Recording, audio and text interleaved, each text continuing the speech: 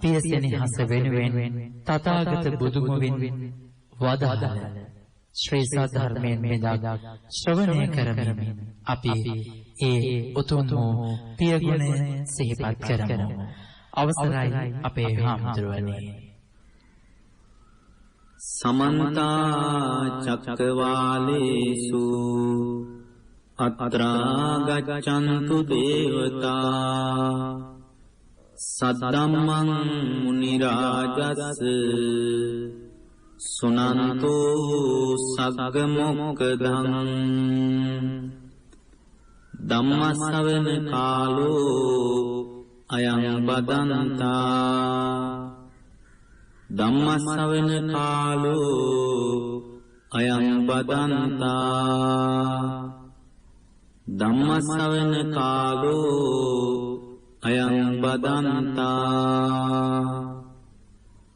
නමෝ තස්ස භගවතෝ අරහතෝ සම්මා සම්බුද්දස්ස නමෝ තස්ස භගවතු අරහතු සම්මා සම්බුද්දස්ස නමෝ තස්ස භගවතු අරහතු සම්මා සම්බුද්දස්ස පුත්තපේ මං භන්තේ චවින් ගින්දති චවින්ජත්වා චම්මං චින්දති චම්මං ජත්වා මන්සං චින්දති මන්සං ජත්වා නහරුං ජින්දති නහරුං ජත්වා අට්ටිං ජින්දති අට්ටිං ජෙත්වා අට්ටිමිඤ්ඤං ආගම්ම තිට්ඨති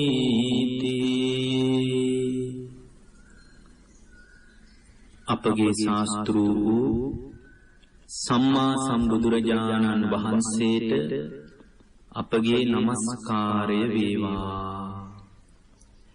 හේ භාග්‍යවතුන් වහන්සේ දේශනා කොට වදාළ ශ්‍රී සද්ධර්මයටද අපගේ নমස්කාරය වේවා. ඒ භාග්‍යවත් වූ සම්මා සම්බුදුරජාණන් වහන්සේගේ ධර්මයේ තුලින් සංසාර දුක කෙලවර කරගත්ත සංසාර දුක ඉවර කරගන්නට වෑයම් කළ වෑයම් කරන ආර්ය මහා සංඝ රත්නයටද අපගේ নমස්කාරය වේවා. සුපින්වත්නි, මේ මොහොතේ ඔබ අප හැම දිනම අද මේ සුවිශේෂ දිනේදී පියවරුන් සම්බන්ධ භාග්‍යවතුන් වහන්සේගේ දේශනාවෙන් මතුවන දේශනාව තුළින් පැහැදිලි වන ඒ භාග්‍යවතුන් වහන්සේ මානව දයාව අනුකම්පාවෙන් පිරිච්ච පීතෘත්වයේ පිළිබඳ දරපු අදහස මොන වගේ එකක්ද?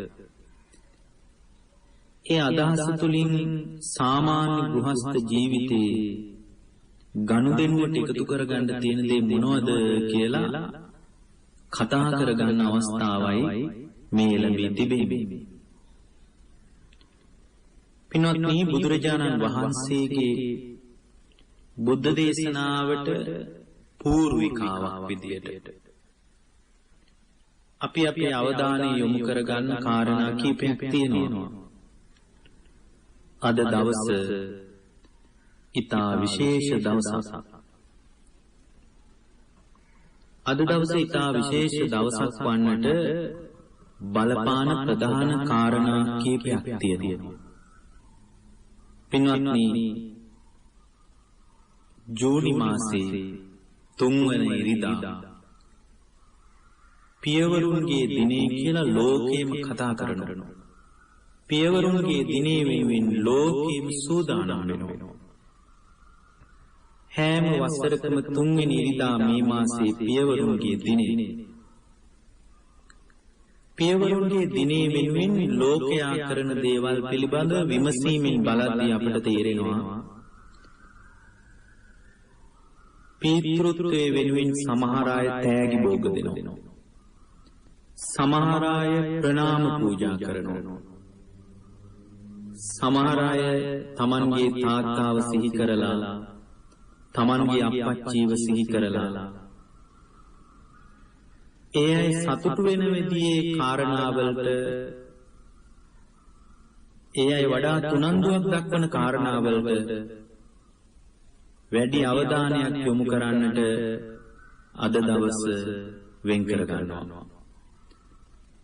සමහර විට මේ පීතෘත්වයේ සම්බන්ධව දිගහැරෙන මේ විශේෂ ධර්ම දේශනාව ශ්‍රවණය වෙන වෙලාවෙත් ඔබේ කනට වැටෙන වෙලාවෙත් වැඩිහිටි නිවාසවල තමන්ගේ දරුවා එනකන් මඟ බලාගෙන ඉන්න පියවරු හැබැයිටම අද පියවරුන්ගේ දවසට අපි දන්නේවත් නෑනේ කියලා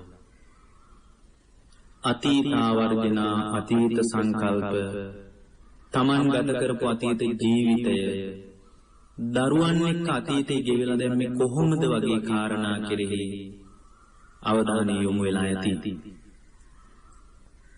බටහිර ලෝකයට තෑගි භෝග දෙන ප්‍රණාම පූජා කරන මේවට වඩා වැඩි යමක් ඒ අතන් මුණ ගැහෙන්නේ නැහැ. බටහිර ලෝකයට ඊට වඩා වැඩි යමක් ගලපා ගන්න තේරෙන්නේ නැහැ. හැබැයි පීතෘත්වයේ නාමයෙන් බෞද්ධ ගුවන් විදුලියෙන් පියවරු වෙනුවෙන් අපි මේ මොහොතේ බණ කියනවා. පියවරු වෙනුවෙන් ධර්ම දාණයට Tamanගේ අවධානය යොමු කරගන්නට ලෝකේ කාටවත් ලැබෙන්නේ නැති දුර්ලභ අවස්ථාවක් අපට ලැබිලා තියෙනවා. බුදුරජාණන් වහන්සේගේ බුද්ධ වචනේ කනට වැටෙන එක බුද්ධ වචනේ ජීවිතයට ගැලපෙන එක තෑගි භෝග දෙනවට වඩා ප්‍රශංසනීයයි. ප්‍රණාම පූජා කරනවට වඩා ප්‍රශංසනීයයි. තමන්ගේ තාත්තා අප්පච්චි පියතුමා සිහි කරලා තමන්ගේ පියතුමන් සතුටු වන විදිහේ වෙනත් භෞතික දෙයක් ලබා දෙනවට වඩා ධර්මයේ කතා කරන එක ප්‍රශංසනීයයි. ඒ නිසා දරුවන් ගැන සතුටු වන දරුවන් ගැන පසුවිමරමක් විදියට දරුවා කියන සංඥාව Tamanගේ මනසට නැගෙනකොටම මනසේ පසුතැවීමක් ඇති වෙන දරුවා හිටියානම් හොඳයි කියලා හිතෙන ඇයි අපිව බලන්නවත් නාවේ අපිව මුණ ගැහිලා අපිත් එක්ක කතා බහ කරන්නවත් නාවේ කියලා හිතෙන මේ විවිධ පරාසයන් තුල හිරවෙච්ච පියවරුන්ගේ පැත්තෙන් වුන්ට තියෙන කතාව එහෙමම පැත්තකින් තියලා අපි ධර්මයේ පීතෘත්වයේ පිළිබඳ මේ දේශනාව සිදු කරමු. පින්වත්නි, කෙනෙකුට හිතෙන්න පුළුවන් පියවරුන් වෙනුවෙන් දවසක් මොකටද කියලා. තාත්තලා වෙනුවෙන් දවසක් අවශ්‍ය නැහැ කියලා කෙනෙකුට හිතෙන්න පුළුවන්. පියවරුන්ට ආදරය කරන්න දවසක් හොයනවටත් වඩා පියවරුන් වෙනුවෙන් වෙන්වුණු අද වගේ දවසක් පිළිබඳ තර්ක විතර්ක සංවාද විසංවාද මතවාද ගොඩනගනවටත් වඩා පියවරුන් ගැන කතා කරන්න වෙන්වුණු අද වගේ දවසක පියවරුන් ගැන කතා කරමින් ධර්මයෙන් පොහොසත් වෙන්න අපි උත්සාහ කරමු. ඒකට සුදුසු කාලයයි මේ එළඹුණේ. පින්වත්නි, බුදුරජාණන් වහන්සේගේ බුද්ධ දේශනාවේ මේ කාරණා පිළිබඳ පීතෘත්වයේ පිළිබඳ තාත්තා කියන සංකල්පය චර්යාත්මකව මොන විදියටද ගොඩනැගුණේ කියන කාරණා පිළිබඳ සිදුවීම් බොහෝමයක් තියෙනවා. සංසාර දුක හමාර කරගත්ත නිවෙන්නේ කිසිවක් නැතුව සදාකාලිකවම නිවිලා ගිය ලෝක සත්‍යයට නිවෙන්න උගන්වපු අපගේ ශාස්ත්‍රූන් වහන්සේ පවා පීතෘත්වය පිළිබඳ දරපු අදහස දයාබරණීය සුද්ධෝදන රජතුමන් ඉදිරියේ සසර දුක ඉවර කරගන්න අනුග්‍රහයක් විදියට කියාපු බණ මේ ඔක්කොම අපි මේ කාලේ කතා කරගන්න උත්සාහ කරමු. බුදුරජාණන් වහන්සේ නමක් විදියට උන්වහන්සේ මේ මිහිමත දායාද වෙන්න කලින් උන්වහන්සේ ගත කරපු බෝධිසත්ව ජීවිතයේදී බොහෝ තැන්වල පියසිනිහස මතුවෙන අවස්ථා හරියට මුණ ගැහෙනවා. තාත්තෙක් විදියට පියෙක් විදියට තමන්ගේ දරුවන් ඉදිරියේ මානව දයාවෙන් පිරිච්ච මනුස්සයෙක් විදියට මනුස්සත්වයේ ඉක්මවා ගිහින් විවිධ තැන්වල ඉපදෙමින් මැරෙමින් යද්දී තිරිසන් ජීවිතයේ තුලදී පවා දාරක ස්නේහය මතුවෙන තැන් ජාතක කතා පොත තුල විශාල වශයෙන් දිගහැරිලා තියෙනවා. සමහර විට මේ කතා කරන කාලය තුල අපිට මේ සියල්ල කතා කරගන්න බැරි වෙයි. හැබැයි අපි පුළුවන් විදියට ඒ භාග්‍යවතුන් වහන්සේගේ දේශනාව කතා කරගන්නට ගලපා ගන්නට අපි උත්සාහ කරමු. පින්වත්නි, තාත්තා කෙනෙක් අම්මා කෙනෙක් ළඟ හැර මෙවැනි මානව ගුණධර්ම වෙනත් කිසි කෙනෙක්ගෙන් බලාපොරොත්තු වෙන්න බෑ. තාත්තා කෙනෙක් අම්මා කෙනෙක් ළඟ හැර දරුවා කෙරෙහි පවතින අසීමිත මෛත්‍රියක් තමන්ගේ ස්වාමියාගෙන් බලාපොරොත්තු වෙන්න බෑ. තමන්ගේ දරුවාගේ දුකේදී හදවත කඩා වැටෙන, අනේ දරුවාට මේ දුක දැනෙන්න ඕනේ, මේ දුක මම විඳවන්නම් කියන අනුකම්පා සහගත හදවතේ තෙතමනයක් තාත්තා කෙනෙක්ගෙන් හැර ස්වාමියෙක්ගෙන් බලාපොරොත්තු වෙන්න බෑ. අම්මා කෙනෙක් තාත්තා කෙනෙක් ළඟ හැර සැපතේදී අසීමිතව සතුටු වෙන,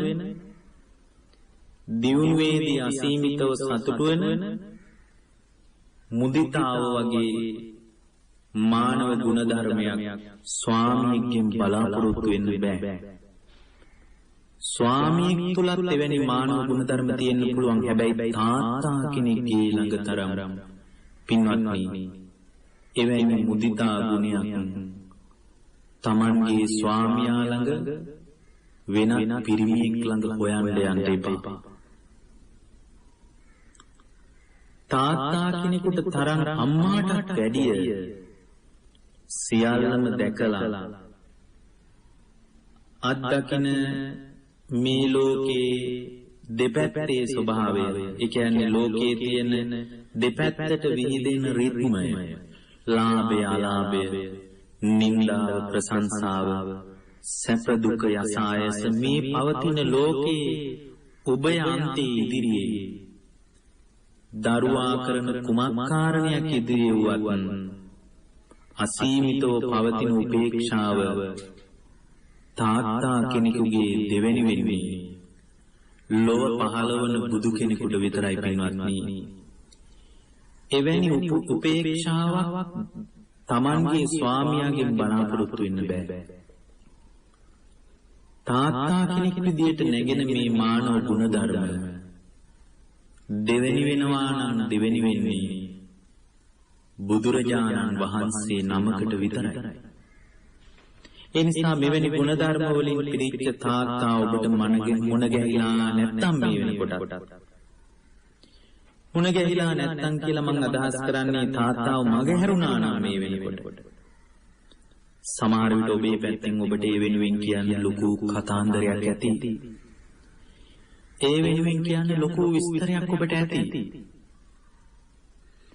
තාත්තාව මගහැරුණු කාරණා පිළිබඳ ඔබගේ කතාන්දරේ පැත්තකින් කියලා නැවතත් තාත්තා ගැන හිතන්නට පීතෘත්වය ගැන දයාව, මෛත්‍රිය, කරුණාව, අනුකම්පාව සහිතව තාත්තා දිහා බලන්නට ඒ සත්පුරුෂ ගුණධර්ම තමන්ගේ ජීවිතය තුළ මතු කරගන්නට මේ ධර්ම දේශනාව ඔබට උදව් වෙයි. මේ දේශනාව අවසාන වෙනකොට තමන්ගේ පීතෘත්වය වෙනුවෙන් පියෙක් විදියට දරුවා දිහා බලන්න ඕන විදිහත්, දරුවෙක් විදිහට තාත්තා දිහා බලන්න ඕන විදිහත්. අතීතයේ තාත්තා මොන නොගැහුණත්, තාත්තා බැහැර වුණත්, තාත්තාව මගහැරුණත් මේ මොහොතේ තමාගේ පියතුමා වෙනුවෙන් කරන්න ඕන ධර්මයේ දායාදී කුමක්ද කියලා අපි ඔබට මේ දේශනාව හමාර වෙනකොට කියලා දෙන්නම්. ඒ නිසා මේ දේශනාව ඔබ හැම දිනාටම ජීවිත අවබෝධය පිණිසත් උපකාර වේවා කියලා අපි අදිෂ්ඨාන කරනවා. පින්වත්නි, බුද්ධ බෝධිසත්වයන් වහන්සේ නමක් පාරමී ධර්මයන් පුරාගෙන යන ගමනේදී හරිම විඩාබර ගමනක් උන්වහන්සේ ගෙවලා දානවා. ඒ ගෙවාගෙන ආපු සංසාරයේ මහා කල්ප අසංඛ්‍ය 4කුත් කල්ප ලක්ෂයක් ගෙවාගෙන ආපු ඒ පාරමිතා පූර්ණී කරපු යුගයේදී තාත්තා කෙනෙක් විදියට තමන්ගේ යුතුයකම ඉදිරියේ උන්වහන්සේ බැහැර වෙන්නේ නැතුව බුද්ධත්වයේ පිණිස වීරිය කරපු විදිය ගැන අපි ධර්මයෙන් කතා කරගන්න උත්සාහ කරමු. පින්වත්නි, මේ විදිහට ආපු බෝධිසත්වවරයෙක්ගේ ගමනේදී බෝධිසත්වවරයෙක් පවා ඊතා විශේෂ අදහසකින් කොහොමද තමන්ගේ දරුවා ඉදිරියේ වැඩ කළේ කියන එකට හරි ලස්සන නිමිත්තක් මම ඔබට කියන්නම්. බෝධිසත්වවරයෙක් සියලු පාරමිතා සම්පූර්ණ කරලා දිව්‍ය තලයේ ඉන්නකොට සද්දෙවිඳුන් තමයි බුදු කෙනෙක් පහළ වීම පිටිපස්සේ අනුග්‍රහ කරේ. උන්වහන්සේ සියලුම පාරමිතා සම්පූර්ණේ කරලා බුද්ධත්වයේ පිණිස දිව්‍ය තලයේ මඟ බලාගෙන හිටියා සුදුසු කාලේ එනකන්. සුදුසු කාලේ එනකන් මඟ බලාගෙන ඉන්නකොට සද්දෙවිඳුන් තමයි දිව්‍ය තලයේදී බලන්නේ මහා වීරයන් වහන්සේගේ පාරමිතා සම්පූර්ණද කියලා. එදා බලනකොට දැනගත්තා දානේ අඩුවක් තියෙනවා. දානේ අඩුවක් තියෙන බව දැනගෙන ඒ බෝධිසත්වයන් වහන්සේ ළඟ තමන්ගේ දකුණු දණ මණ්ඩල බිම ඇනලා කියනවා, වීරයන් වහන්සේ, ඔබ වහන්සේගේ පාරමිතා සියල්ල සම්පූර්ණයි. මේ සම්පූර්ණ වුණ පාරමිතා අතරින් දානේ අඩුවක් තියෙනවා. දානේ පුරීම පිණිස, දානේ සම්පූර්ණ කිරීම පිණිස වීරයන් වහන්සේ මනුස්ස ලෝකෙට වඩින සේක්වා කියා එදා සද්දෙවිඳුන් ආරාධනා කළා. එදා තමයි පින්වත්නි වෙස්සන්තර ජීවිතයේ සියල්ල දෙන්න බලාගෙන ආවේ. මේ සියල්ල දෙන්න බලාගෙන ආපු ගමනේදී බෝධිසත්වවරයෙක් පවා දරු දුක ඉදිරියේ පසුබහින නිමිත්තක් පිළිබඳ ධර්මයේ සඳහන් තියෙනවා. පාරමිතා පූර්ණී කරලා පාරමිතා සම්පූර්ණ වුණ බෝධිසත්වවරයෙක් පවා දරු දුක ඉදිරියේ කඩා වැටෙන විදිය හරිය ලස්සනට වෙස්සන්තර ජාතකයේ තියෙනවා. පින්වත්නි, වෙස්සන්තර රජතුමා දරුවෝ දන් දෙන අවස්ථාව හරිම අනුවේදනීයයි. වංකගිරියේදී දරුවන් දන් දෙනකොට එතුමාගේ හිත පවා කඩා වැටෙනවා. දරුවා ඉල්ලගෙන අර බමුණ ආවට පස්සේ පින්වත්නි, දරුවෝ දෙන්නා ගිහින් හැංගුණා. බෝධිසත්වයන් වහන්සේට පවා හිතුනේ අනේ මේ සිව්මෙලි දරුවෝ දෙන්නේ කොහොමද කියලා. හැබැයි හිත හදාගත්තා නුඹලාගේ සසර දුක අවසන් කිරීම පිණිස බුද්ධත්වයේ පිණිස දන් දෙනවා කියලා හිතාදාගෙනයි දන් දුන්නේ. දරුවන් දෙදෙනා දැනගත්තා අනේ අපේ අප්පච්චි, අපේ තාත්තා, අපේ රජතුමා, අපේ පියතුමන්, අපේ මව නැති අතරේ අපිව මේ බමුණාට දන් දෙන්න නෙවෙයි යන්නේ කියලා. මේ දරුවෝ දෙන්නා ආරාමේ පිටපැත්තට ගිහින් ගල් ගුහාවක සැඟවුණා. තවත් පිටක පින්වත්නි විලට බැහැලා බෙල්ල දක්වාම වතුර පිරුණට පස්සේ නෙළුම් කොළ වලින් හිස වසාගෙන සැඟවී සිටියා. එදා බෝධිසත්වයන් වහන්සේ වෙස්සන්තර ජීවිතයේදී තමන්ගේ ජාලිය කුමාරයාට කතා කළා. ක්‍රිස්ණජිනා තමන්ගේ දියණියට කතා කළා. කතා කරනකොට මේ දරුවන්ට තමන්ගේ පියතුමන්ගේ වචන ඇහෙනකොට විලේ බැහැලා නෙළුම් පත්‍ර වලින් තමන්ගේ හිස වහගෙන ඉඳෙද්දී පියාගේ වචන ඉදිරියේ මගහැර ඉන්න බැරි වුණා. පුංචි දරුවෝ දෙන්නෙක් බලන්න. ඉතා කුඩා දරුවන් දෙදෙනෙක් තමන්ගේ පියතුමා ජාලිය කියලා කතා කරනකොට ඒ තාත්තාගේ වචන ඉදිරියේ පසුබහින්න බැරි වුණා. එච්චරට සත්පුරුසයි. බෝධිසත්වයන් වගේම පාරමිතා පුරාගෙන මහා කල්ප ලක්ෂ ගණන් පාරමිතා පුරාගෙන ආපු දරුවෝ නෙවෙයි මේ. ඒ නිසා ඒ සත්පුරුෂ බව තියෙනවා. ඒ ජීවිතේ පාරමිතා පුරන්නට පහළ වුණාට නිමිත්ත තියෙන්නේ සසර දුක ඉවර කර ගැනීමයි. සසර දුක ඉවර කර ගැනීම පිණිස තමයි විවිධ ජීවිතවලට විවෘත වෙමින් ගුණධර්ම පුරන්නේ.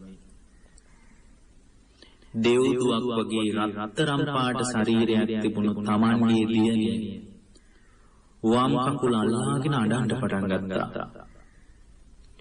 අනිත් පැත්තේ ජාලිය කුමාරයා අඬන්න පටන් ගත්තා. පුංචි දියණියක් තාත්තාගේ කකුල අල්ලාගෙන අඬනකොට ඒ ඇඬීම බෝධිසත්වවරයෙකුට දරාගෙන ඉන්න බැරි වුණා. දරුවන් කඳුළු වකුරද්දී තමන්ගේ දියණිය වම් කකුල අල්ලගෙන වම් කකුල බදාගෙන තමන්ගේ කකුල දිගේ කඳුළු ගලාගෙන යද්දී වෙස්සන්තර රජතුමන්ගේ නේත්‍රා සංගලට කඳුළු ඉනුවා දරු දුකට.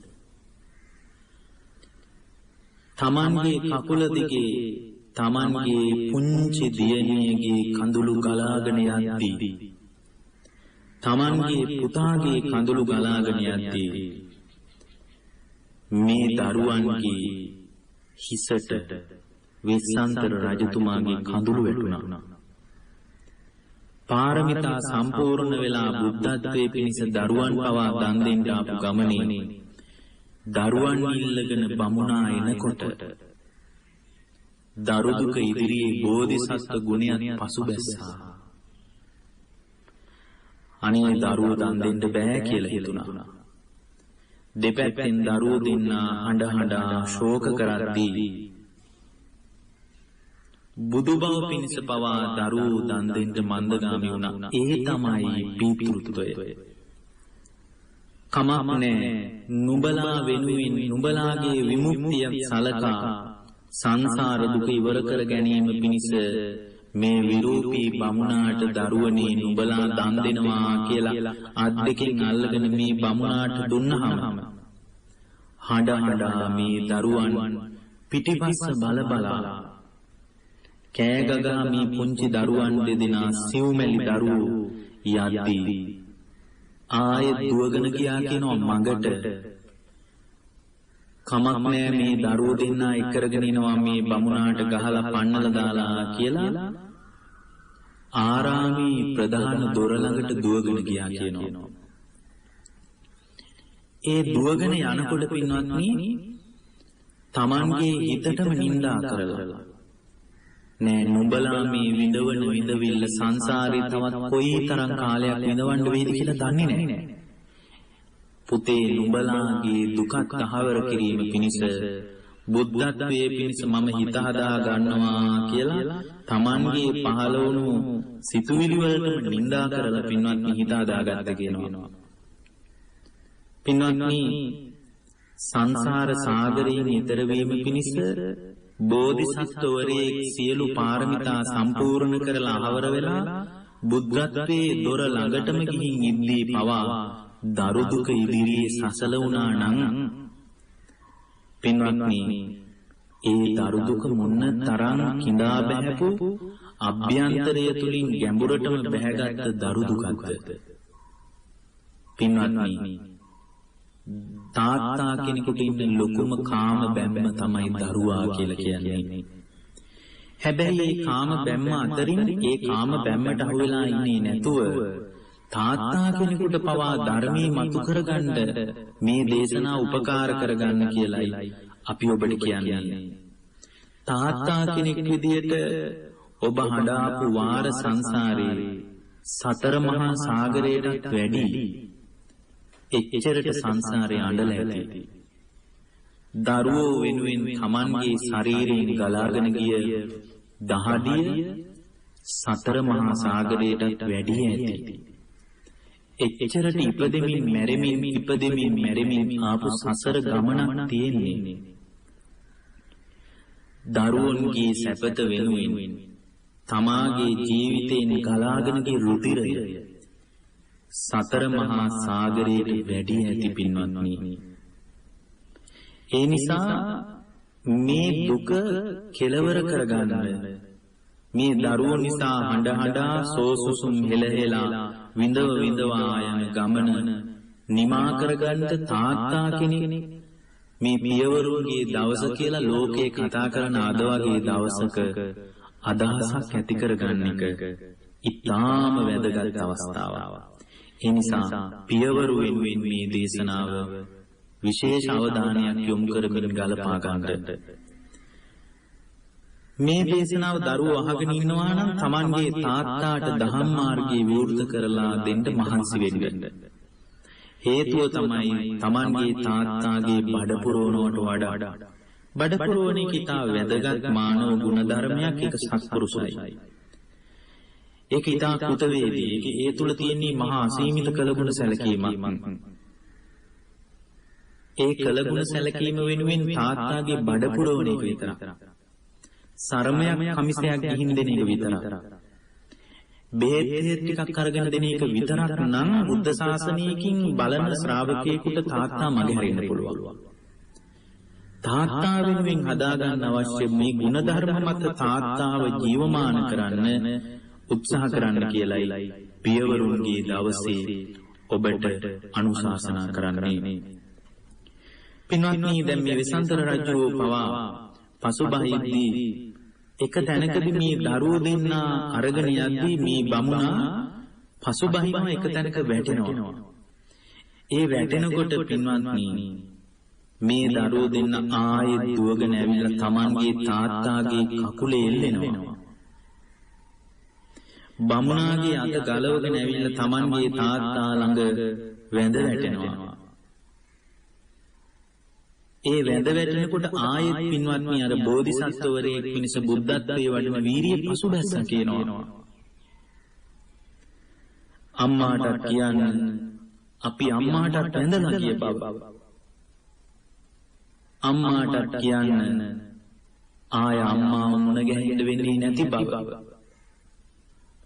අනේ පිය රජතුමනි අපිට ආයේ කවදා පිය රජතුමන් මුණ ගැහෙන්න වෙයිද දන්නේ නැහැ කියලා ආයෙත් අර බමුණාගෙන් අතින් ගිලිහිලා Tamanගේ තාත්තා ළඟට ඇවිල්ලා බෝධිසත්වයන් වහන්සේගේ කකුලේ දැවටෙමින් ජාලිය කුමාරයා අනේ පිය රජතුමනි මේ වගේ විරූපී බමුණෙකුට අපිව දන් දෙන්නේ නැතිව ප්‍රියමනාප බමුණෙකුට අපිව දන් දෙන්න අපි යන්නම් කියලා කියද්දී උන්වහන්සේ කඩා වැටුණා. අම්මා අපි නැතුව ඉන්නේ කොහොමද කියලා රජතුමන්ගෙන් Tamanගේ දුව ප්‍රශ්න කරද්දී පියසෙනෙහස මතුවෙලා බුද්ධත්වයේ පිණිස වඩන වීරිය පවා මන්දගාමී වුණා කියනවා. ඒ වෙලාවේ වෙස්සන්තර රජුරවන්ට හිතුනේ මේ සිව්මැලි දරුවන් දෙදෙනාට කවන්නේ කවුද? මේ සිව්මැලි දරුවන් දෙදෙනාට කිරිපොවන්නේ කවුද මෙතනින් පස්සේ? මගේ මේ සිව්මැලි දරුවන් දෙදෙනා අම්මාට කුරුළු වෙලා නිදාගනිද්දී අද ඉඳලා කාත් එක්කද නිදාගන්නේ? නිදාගන්න වෙලාවේ කවුද තුරුල් කරගන්නේ? තුරුල් කරගන්න කෙනෙක් නැහැ කියලා පිය සෙනෙහස මතුවෙලා බුද්ධත්වයේ පිණිස වඩාපු වීරිය යට ගියා කියනවා. තමන්ගේ නේත්‍රා සඟලට ආයෙ කඳුළු විනුවා කියනවා. හඬලා ශෝක කරද්දී ආයෙ ඒ සිතුවිල්ලට නිඳා කරමින් හිත හදාගත්තා. හඬලා වැළපිලා ශෝක කරලා බුදු වෙන්න බෑ. බුදු බව පිණිස දරුවනි නුඹලාගේද විමුක්තිය පිණිස මම අද නුඹලා අතහරිනවා කියලා හිත හදාගත්ත කියන මෙන්න මේ වෙලාවේ පින්වත්නි බෝධිසත්ව ගුණය ඔස්සේ දරුවන් දත් දෙද්දී මහ පොළොව කම්පා වුණා කියනවා. එදා මහ පොළොව විතරක් නෙමෙයි මහා සමුද්‍රය පවා කම්පා වුණා කියනවා. විශාල වර්ෂාවක් ඇදහැළුණා කියනවා. මේ වර්ෂාව අතරින් ජාලිය කෘෂ්ණජිනා කියන තමන්ගේ පුතා සහ දුව අරගෙන යද්දී බුද්ධත්වයේ පිණිස වීරියෙන් දරුවෝ අත්හැරිය අමාරුයි කියනවා. බලන්න බුද්ධිසත්වරේ පවා එහෙමයි පින්වත්නි.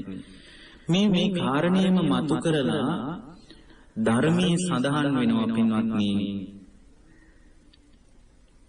බුද්ධත්වයේ පිණිස ආපු ගමනේදී බොහෝ ජීවිතයේදී ගුණධර්මයක්ම පූර්ණේ කරලා ගුණධර්මයක්ම සම්පූර්ණ කරලා ආපු ගමනේදී දානේ පූර්ණේ කිරීම පිණිස අවසාන ජීවිතයේදී බෝධිසත්වවරයෙක් විදියට පීතෘ ගුණයක් එක්කම දරුවෝ දිහා බලද්දී කඳුළු සලාගත් දිනතින් ශෝකයෙන් විඩාබර වෙලා දරු දුක ඉදිරියේ විමුක්තිය පසුබැස්සාට පස්සේ පින්වත්නි ඒ පසුබෑපු විමුක්තිය නිසා කියනවා බෝධිසත්වයන් වහන්සේට අවුරුදු 6ක් වගේ දිග දුෂ්කර ක්‍රියාවක් කරන්න උනේ. තමන්ගේ දරුවන් ඉදිරියේ තමන්ගේ හදවතේ තෙතමනේ වැඩි වෙලා බුද්ධත්වයේ පිණිස වඩන වීරිය යට ගියපු නිසා ඒ මන්දගාමී ස්වභාවය නිසා පින්වත්නි බුද්ධත්වයේ පිණිස අවසාන ජීවිතයේදී දුර්ගේශ්වරිය වලට ගමන් කරපු ගමනේදී ගත කරපු දුෂ්කර ක්‍රියාවේ ජීවිතේ කාලය වැඩි වුණා කියනවා. තමන්ගේ දරුවන් දෙදෙනා යද්දී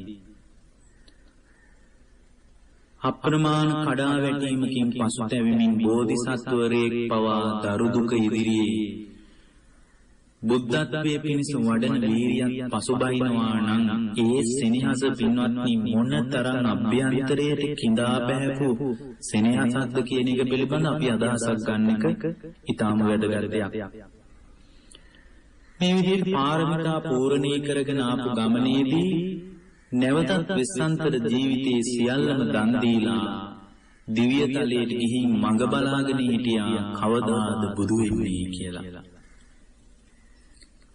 බුද්ධත්වයේ පිණිස දිව්‍ය තලයෙන් නික්මිලා මායාවගේ කුසේ පිළිසිඳගත් දා ඉඳලා සුද්ධෝදන රජතුමන්ගේ ජීවිතය තුලින් මතුවෙන්නේ අසීමිත දයාව, කරුණාව, මෛත්‍රිය විතරක් නෙමෙයි කාටවත් පොළවන්න බැරි දරු දුක ඉදිරියේ පවතින ගැඹුරු උපේක්ෂාවක් පිළිබඳ නිමිත්තක් හොයාගන්න පුළුවන්.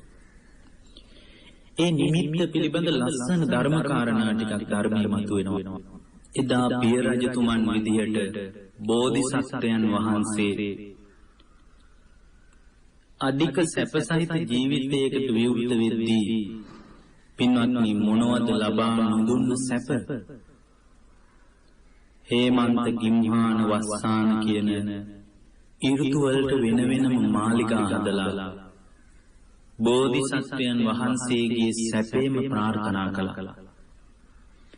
සාමාන්‍ය ලෝකයේ වුණත් පින්වත්නි තාත්තා කෙනෙක්ගේ පියෙකුගේ අදහස දරුවා ලෝකේ ලබන්න පුළුවන් ඉහළම ගැඹුරුම විශාලම තනතුරු තාන්නමාන ඔස්සේ ජීවිතේ සකස් කරලා දෙන එකයි. ඒ විදිහට බලනකොට සුද්ධෝදන රජුරුවන්ගේ අදහස අසාධාරණ නැහැ. රජුරුවන්ට අහන්න හම්බුණා මගේ දරුවා ඒකාන්ත වශයෙන් සක්විති රජ වෙනවා කියලා. සක්විති රජකම වෙනුවෙන් රජුරු හීන මැව්වා Tamanගේ දරුවා වෙනුවෙන්. ඒ හීනය මන්දගාමීව යට ගියා එක තවුසෙකුගේ ප්‍රකාශයක් ඉදිරියේ. ඒ තමයි ඒකාන්ත වශයෙන් සසර දුක ඉවර කරගන්න මුනිවරයෙක් විදියට බුදු වෙනවා කියන කතාව. බුදු වෙනවා කියන කතාවත් එක්කම රජුරුවන්ගේ හිත කඩා වැටුණා. රජුරුවන්ට ඕන උනේ නෑ Tamanගේ පුතා බුදු වෙනවා දකින්න. රජුරුවන්ට ඕන උනේ Tamanගේ පුතා සක්විති රජ වෙනවා දකින්න. පින්වත්නි ඒකේ වරදක් නෑනේ. රජ කෙනෙක්ගේ හිතේ ගැඹුරේ බැහැලා ඉන්නේ ලෝකේ ප්‍රතාපවත් අධිරාජ්‍යයක.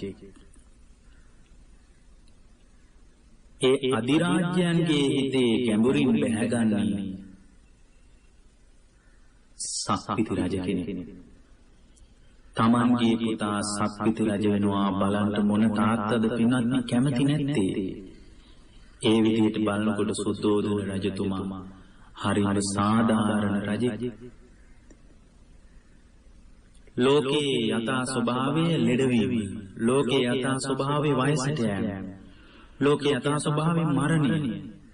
මේවා කාටවත් අභිභවා යන්න බෑ.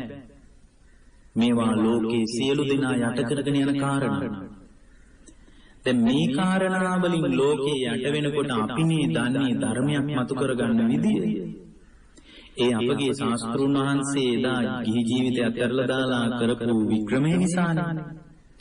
උන්වහන්සේ අවබෝධයටපත් වෙලා අපිට අනුකම්පාවෙන් බණ කියපු නිසා අපි දන්නවා. එතකොට ඒ කාලේ රජුරවන්ට මේවා කියලා දෙන්න කෙනෙක් හිටියේ නැහැ. සත්‍ය මොකක්ද කියලා රජුරෝ දන්නේ නැහැ.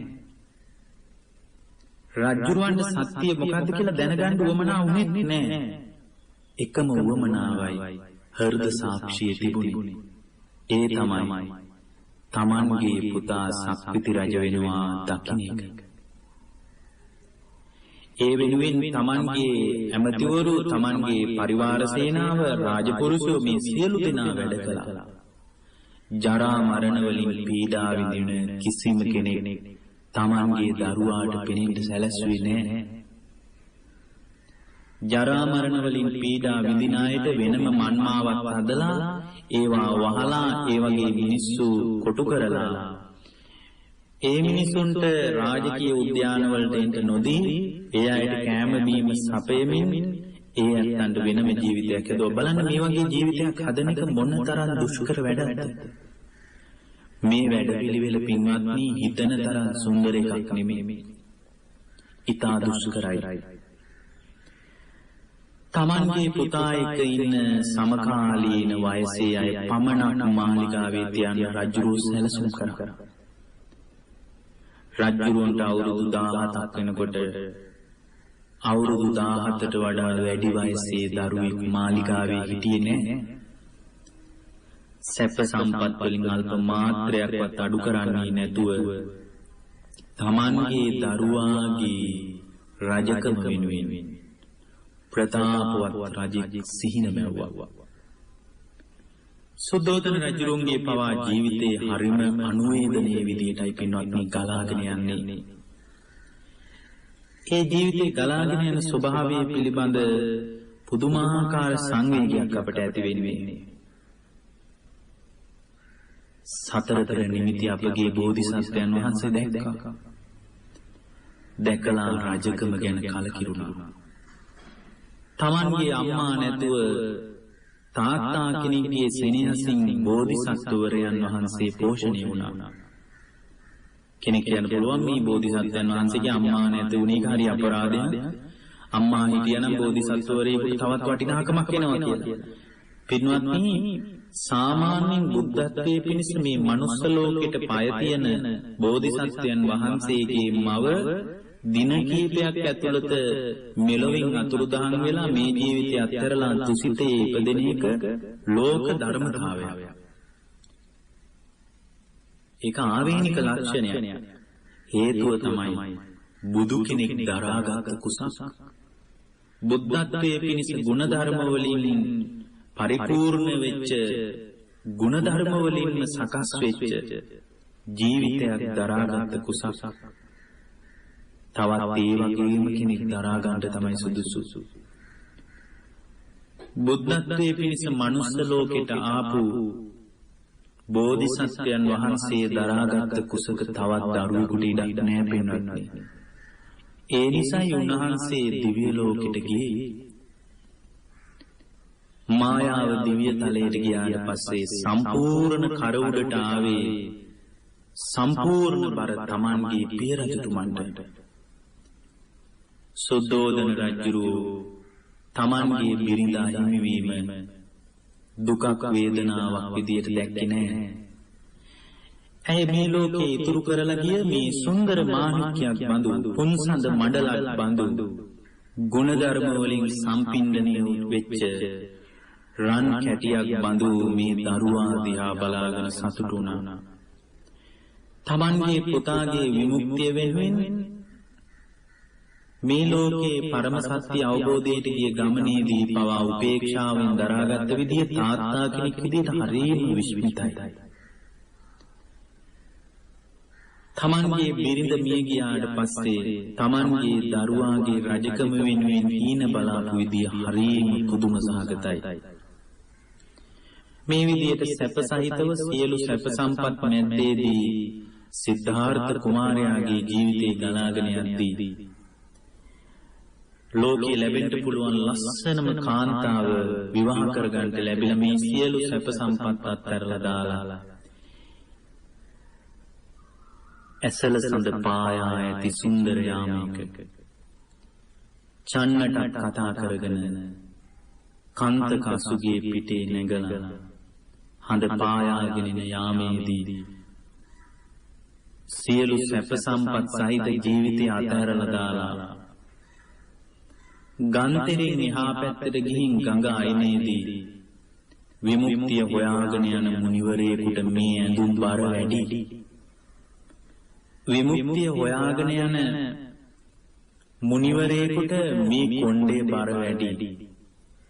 විමුක්තිය හොයාගෙන යන මුනිවරයෙකුට මේ රාජකීය ආයිත් තම්වලින් වැඩක් නැහැ.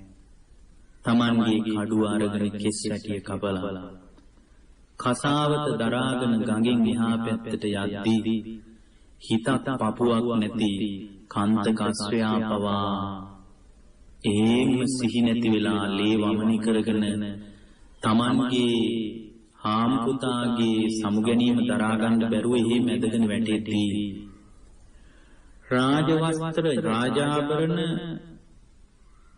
මේ ඔතුන්න මේ සියල්ල මතේ දරාගෙන හඬ චන්න ගිහින් රජතුමන් ඉදිරියේ දන ගහලා අනේ රජතුමනි යුව රජතුමා ගිහි ගෙදර අත්හැරියා කියලා කියද්දී සුද්ධෝදන රජුරෝ කඳුළු සලන්නේ නැතිව උපේක්ෂාවෙන් දරාගත් විදිය පුදුමයි. එහෙම දරා ගැනීමක් තාත්තා කෙනෙකුට හැර ස්වාමියෙක්ගෙන් බලාපොරොත්තු වෙන්න බෑ. වෙනත් පරපුරුෂයෙක්ගෙන් ඒ වගේ දෙයක් බලාපොරොත්තු වෙන්න බෑ. චන්නටවත් වචන මාත්‍රයකින්වත් චෝදනා කරපු බවක් ධර්මයේ සඳහන් වෙන්නේ නැහැ. රජතුමනි යුව රජුරෝ රජකම අත්හැරියා කියලා රාජ භාණ්ඩ රාජ ආභරණ බාර දෙද්දී ඇසි පිල්ලමකින්වත් වෛරී සිතක් හදාගන්නේ නැතුව දරුවාගේ කැමැත්ත ප්‍රාර්ථනා කරන්න තාත්තා කෙනෙකුට වගේ වෙන කාටවත් බෑ. මේ සුද්ධෝදන රජුරුන්ගේ චරිතේ පුරාවට මානව ගුණ ධර්ම තියෙනවා. හැබැයි මේ චරිතේ හරිම අප්‍රකටයි. කවුරුවත් කතා කරන්නේ නැහැ මේ ගැන වැඩි. ඒ නිසා අද මේ පියවරුන්ගේ දවසේ සුබවුන් රජුගේ අසිරිමත් ජීවන වෘත්තාන්තය ගැන අපට කරුණු ටිකක් හරි කතා කරගන්න ලැබෙන එක ගැන ඔබත් මමත් අපි හැමෝම සතුටු වෙන්න ඕන. මේ විදිහට Tamanගේ පුතා මාලිගාව අත්හැරලා ගියාට පස්සේ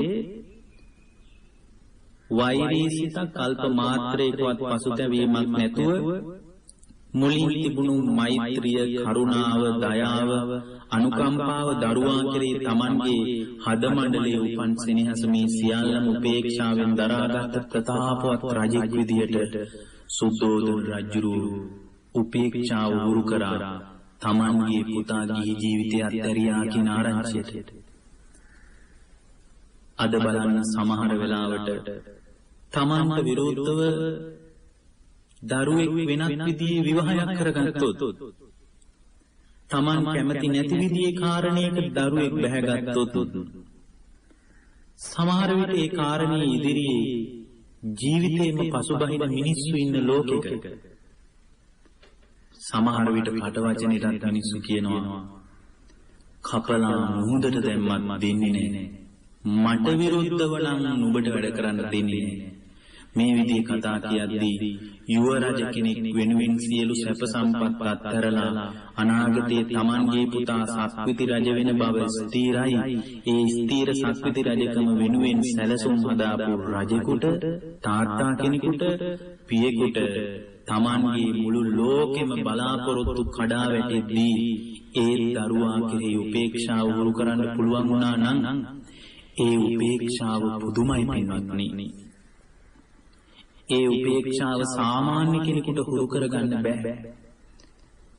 තාත්තා කෙනෙක්ගේ හද මණ්ඩලෙමයි එවැනි උපේක්ෂාවක් උපදින්නේ.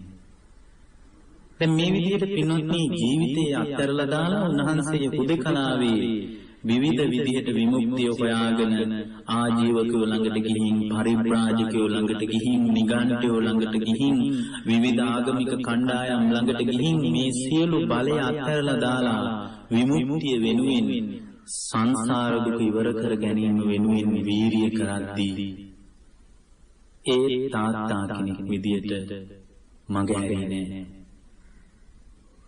එතනින් එහාට සුද්ධෝදන රජුරුවන්ගේ චරිතයේ නිරූපණයක් පිළිබඳ සඳහන් නොවුණත් අටුවා ග්‍රන්ථ හොඳට විමසද්දී පරිශීලනය කරද්දී තේරෙනවා Tamanගේ පුතා දුර්ගේශ්වරී වල කන්නේ නැතුව දුක් විඳිනවා කියනකොට Tamanගේ රාජපුරුෂයෝ කණ්ඩායම් යවල හොයලා බලලා තියෙනවා. අනේ කාරණේ ගොඩාක් ප්‍රකට නැහැ.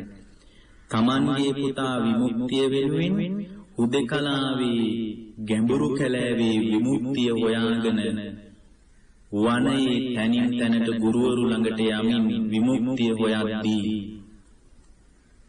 රජුරෝ Tamanගේ පුතා ගැන අවධානය යොමු කරමින් බෝධිසත්වයන් වහන්සේ ගැන Tamanගේ රාජපුරුෂ කණ්ඩායම් යවලා හොයලා බලලා තියෙනවා.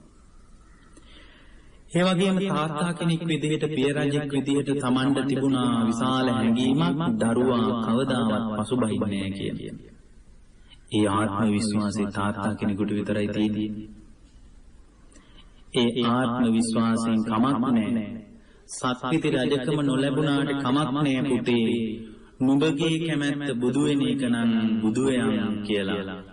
ඒ බුද්ධත්වයට අනුග්‍රහ කළා. Tamanගේ අදහස් සියල්ලම යට කරගෙන Tamanගේ සැලසුම් සියල්ලම යට කරලා බුද්ධත්වයේ පිණිස පැත්තකට වෙලා ඒ වෙනුවෙන් කැප වෙන බෝධිසත්වයන් දිහා බලාගෙන රහසේ සිනා වුණා නම් ඒ සුද්ධෝදන රජුරු විතරයි. මේ විදිහට සුද්ධෝදන රජුරු ගත කරන ජීවිතයේදී බුද්ධත්වයට පත් වෙලා ඒ භාග්‍යවතුන් වහන්සේ වැඩ සිටින බව සුද්ධෝදන රජුරුන්ට ආරංචි වුණා. පුතා බුදු වුණා කියන ආරංචියට රජමාලිගාවේදී රජුරුව අසීමිතව සතුටු වුණා. අනේ මගේ පුතා මගේ නුවරට එනවනම් බුදු වෙලා කියලා මඟ බලාගෙන හිටියා.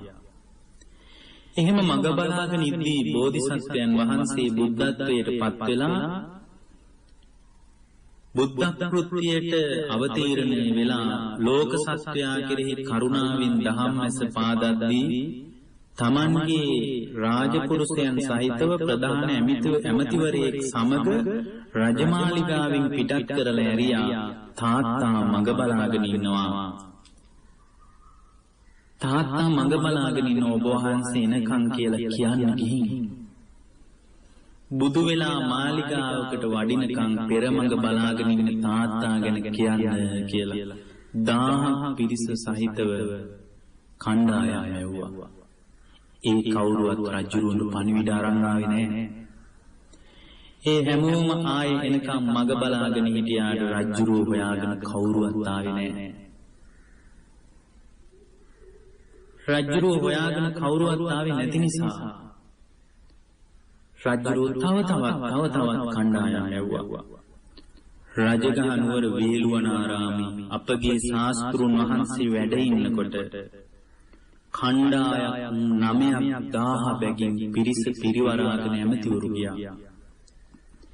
9000ක් මාලිගාවෙන් පිටත් කරලා ඇරියට ඒ භාග්‍යවතුන් වහන්සේ ගැන පණිවිඩයක් සුද්ධෝදන රජුරුවන්ට අහන්න ලැබුණේ නැහැ. ඒ රජුරුව පසුබහින්නේ. ඒ වීරිය පුදුමයි.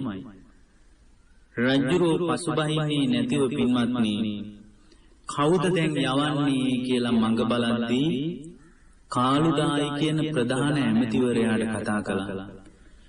එයාට කතා කරන්න නැත්තේ විශේෂ අදහසකින්. හේතුව තමයි කාළුදායි කියලා කියන්නේ බුදුරජාණන් වහන්සේගේ ගිහි කල සමීප යාළුවෙක්.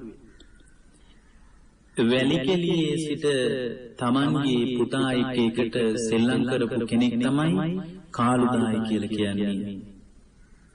කාළුදායි ඇමතිවරයාට කතා කළා. පුත්‍ර කාළුදායි ඇමතිවරු 9 දෙනෙක් එක 1000 බැගින් කණ්ඩායම් 9ක් 9000ක් පිටත් කළා රජගහ නුවර වේළුවනාරාමයට. ඒත් මගේ පුතා එන පාටක් පේන්නේ නැහැ. ඔයා පුළුවන් නම් ගිහින් බුදුරජාණන් වහන්සේ මේ කිඹුල්වතට වැඩම කරගෙන ඉන්න. එහෙම කියනකොට මේ කාළුදායි ඇමතිවරයාට මේ ජීවිතය ගැන පුදුමාකාර පසුතැවීමක්, බිඳවැටීමක්, සංසාරය ගැන කලකිරීමක් තිබුණේ. හේතුව තමයි මේ හැමෝම ගුණධර්ම පුරන්න ආපු අය. මේ හැමෝටම ජීවිතේ ගුණධර්ම හදාගෙන සංසාරයේ දුක ඉවර කරගන්න අදහසක් තියෙන පෙරම් පුරපු උදවිය තමයි මේ බුදු කෙනෙක්ගේ පරම්පරාව.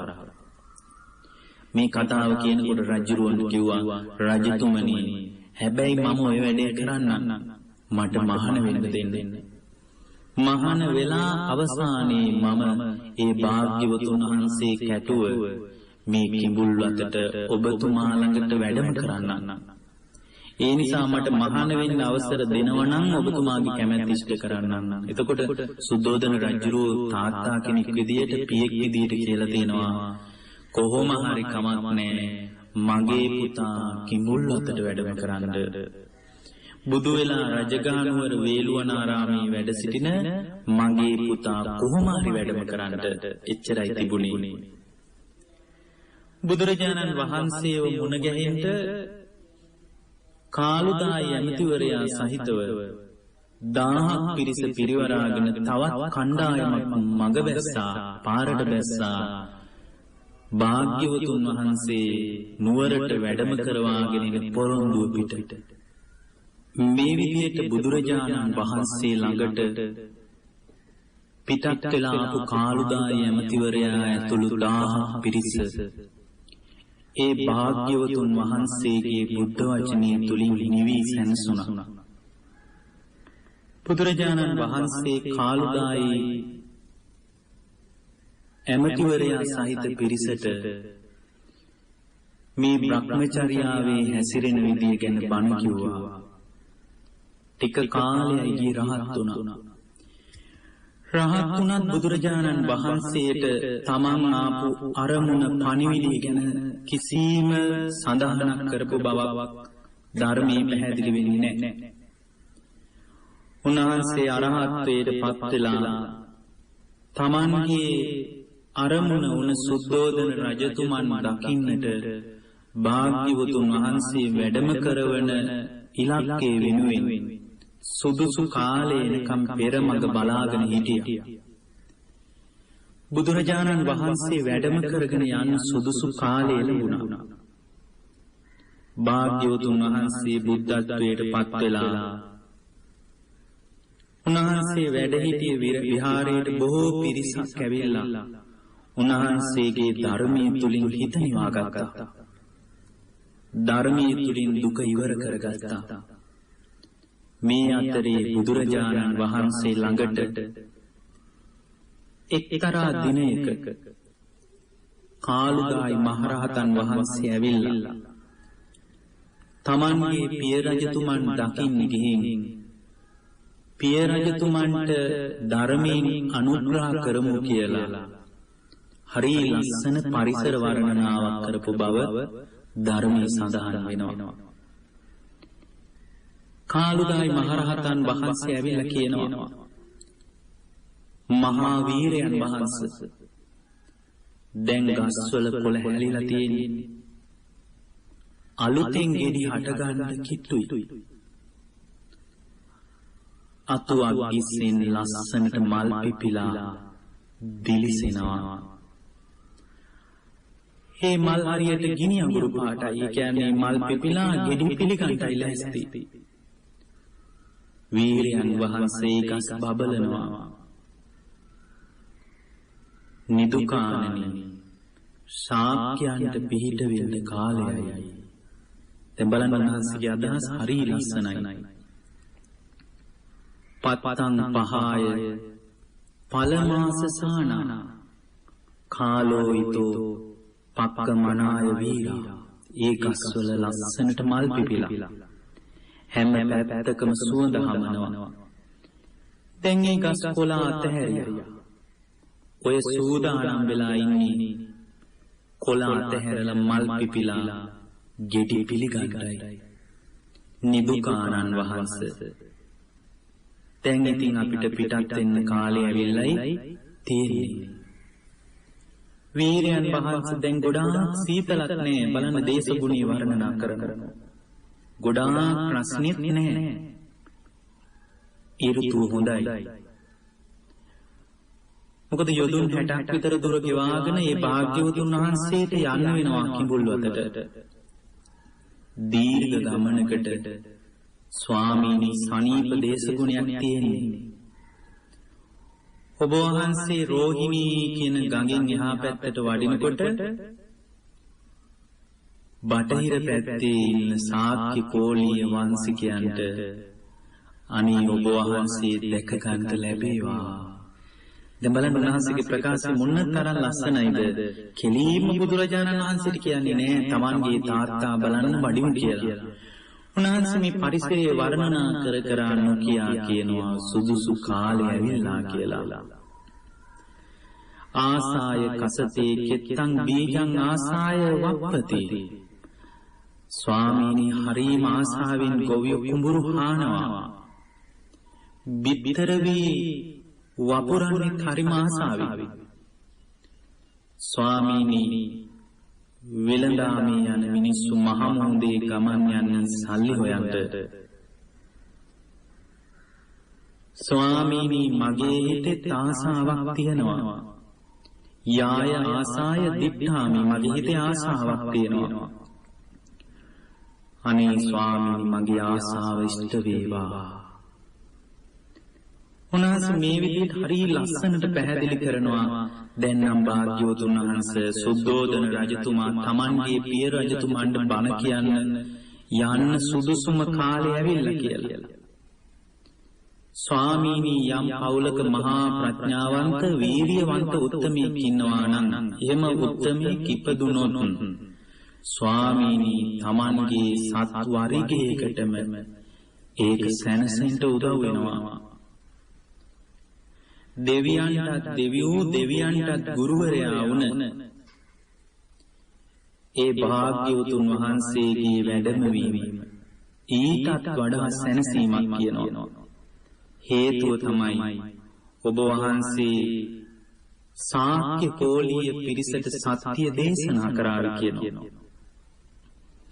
සුද්ධෝදනෝ නාම පිතා මහේසිනෝ බුද්දස්ස මාතා පනමාය නාමා යාබෝධි සත්තං පරිහරිය කුච්චිනා කායස්ස බේදා තිදිවම් විමෝදත මහා ඍෂිවරයන් වහන්සේ ඔබ වහන්සේගේ පියතුමා නෙවෙයි සුද්ධෝදන රජුරු ඔබ වහන්සේගේ බිසවුන් වහන්සේනේ මහා මායාව ඇය මිය පරලෝ ගිහින් තුසිතේ උපන්නා ඇය තමයි බුද්ධ මාතා දැන් මේ නොකියා කියන්නේ ඔබ වහන්සේගේ පියතුමා තවමත් ඉන්නවා ඇය තුසිතේ උපන්නා දිග ආයුෂයක් තුසිතේ තියෙන නිසා එයාටත් බණ කියන්න ඕනේ හැබැයි ඔබේ පියාගේ වයස වයෝවෘද්ධ භාවය ජීවිතේ වේගයෙන් සැඳෑ කාලෙට පැමිණෙනවා අනුකම්පා කරන්න කියලයි මේ නොකියා කියන්නේ. ඒ වගේම බුදුරජාණන් වහන්සේට මේ කාලුදායි මහරහතන් වහන්සේ කියනවා අසහාය වූ පිළිමයකට අකම්පිත වූ සිත් ඇති රන්රුවක් වගේ ඔබ වහන්සේගේ ශරීරේ බබලනවා හරියට පිළිමයකින් නෙලාපු රත්තරන් රූපයක් වගේ.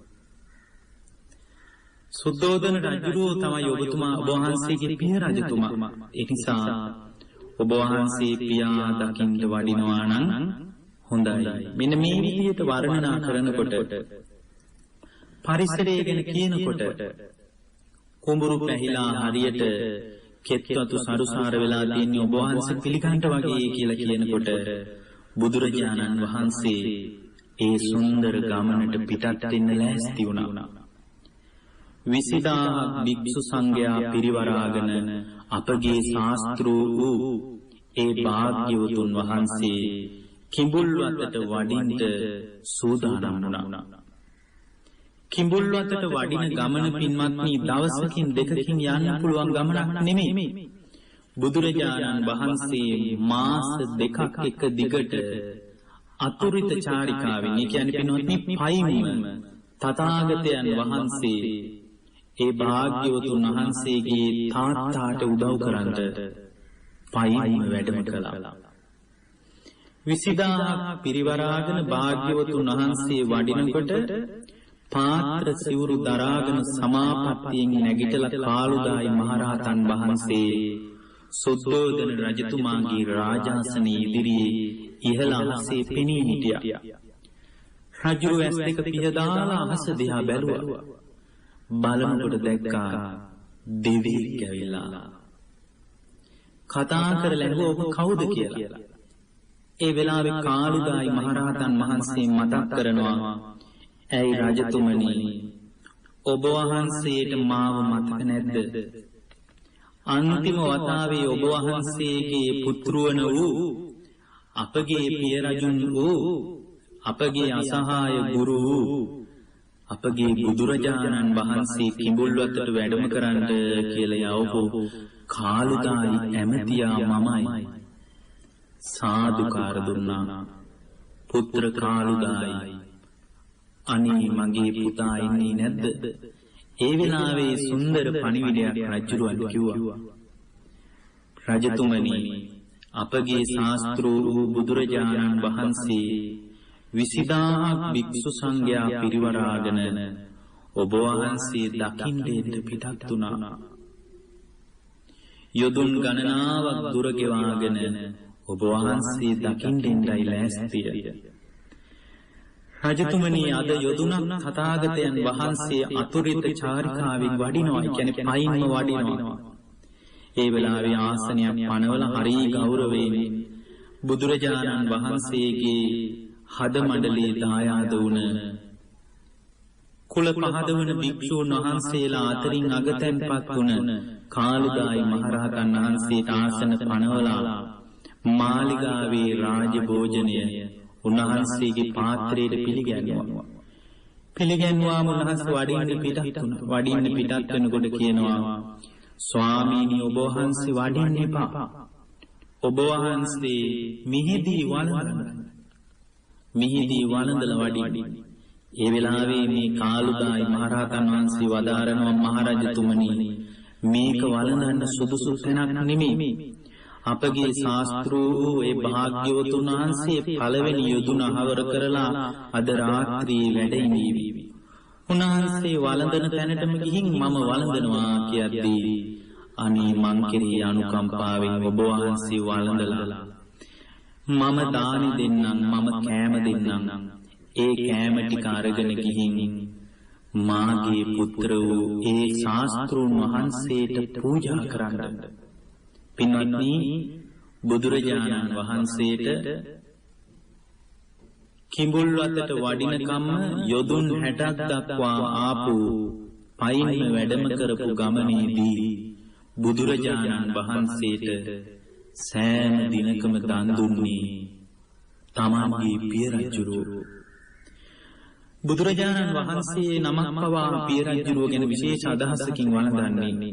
බුදුවරුත් එහෙමයි. උන්වහන්සේ තමන්ගේ පාත්‍රයට දානි පිළිගත්තේ නෑ වෙනත් කිසිම තැනකින්. දවස් 60ක් කිඹුල්වතට වඩින අවස්ථාව දක්වාම දිනපතාම පාත්‍රයේ පිරෙන්න රජුරුවන්ගෙන් දානි වළඳුවා.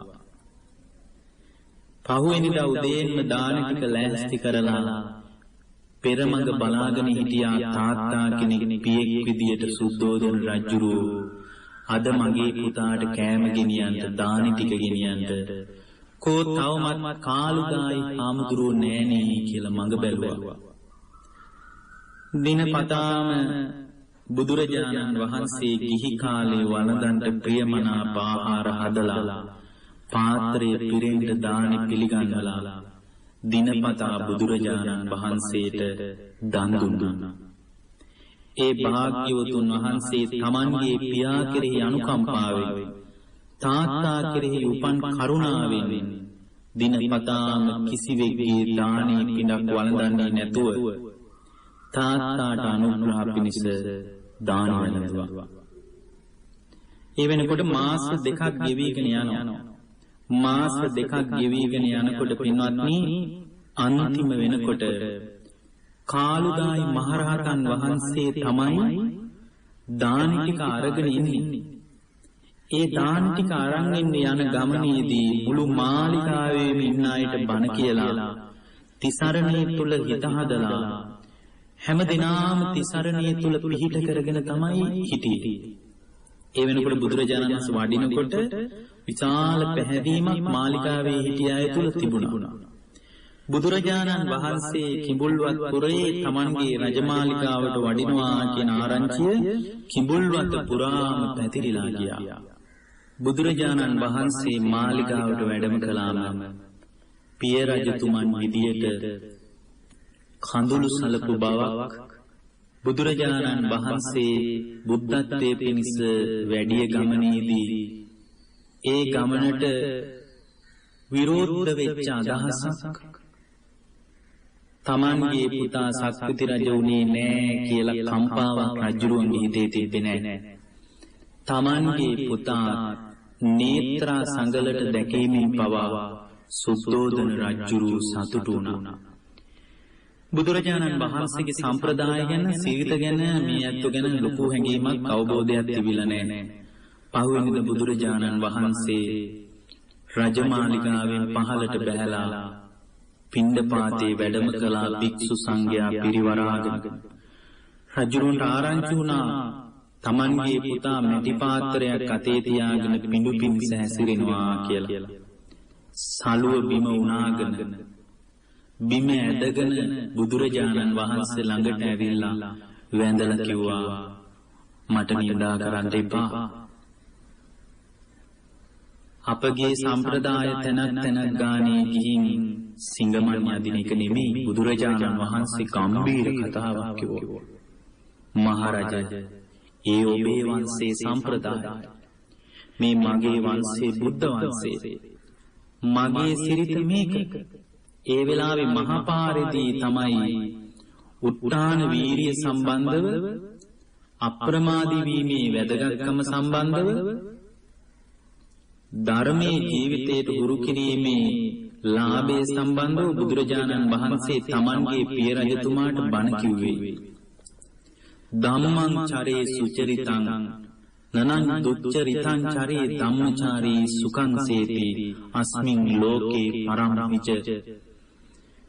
මේ සුන්දර ගාථාව මුල් කරගෙන බණ කියද්දී රජුරෝ සකු르දාගාමී වුණා.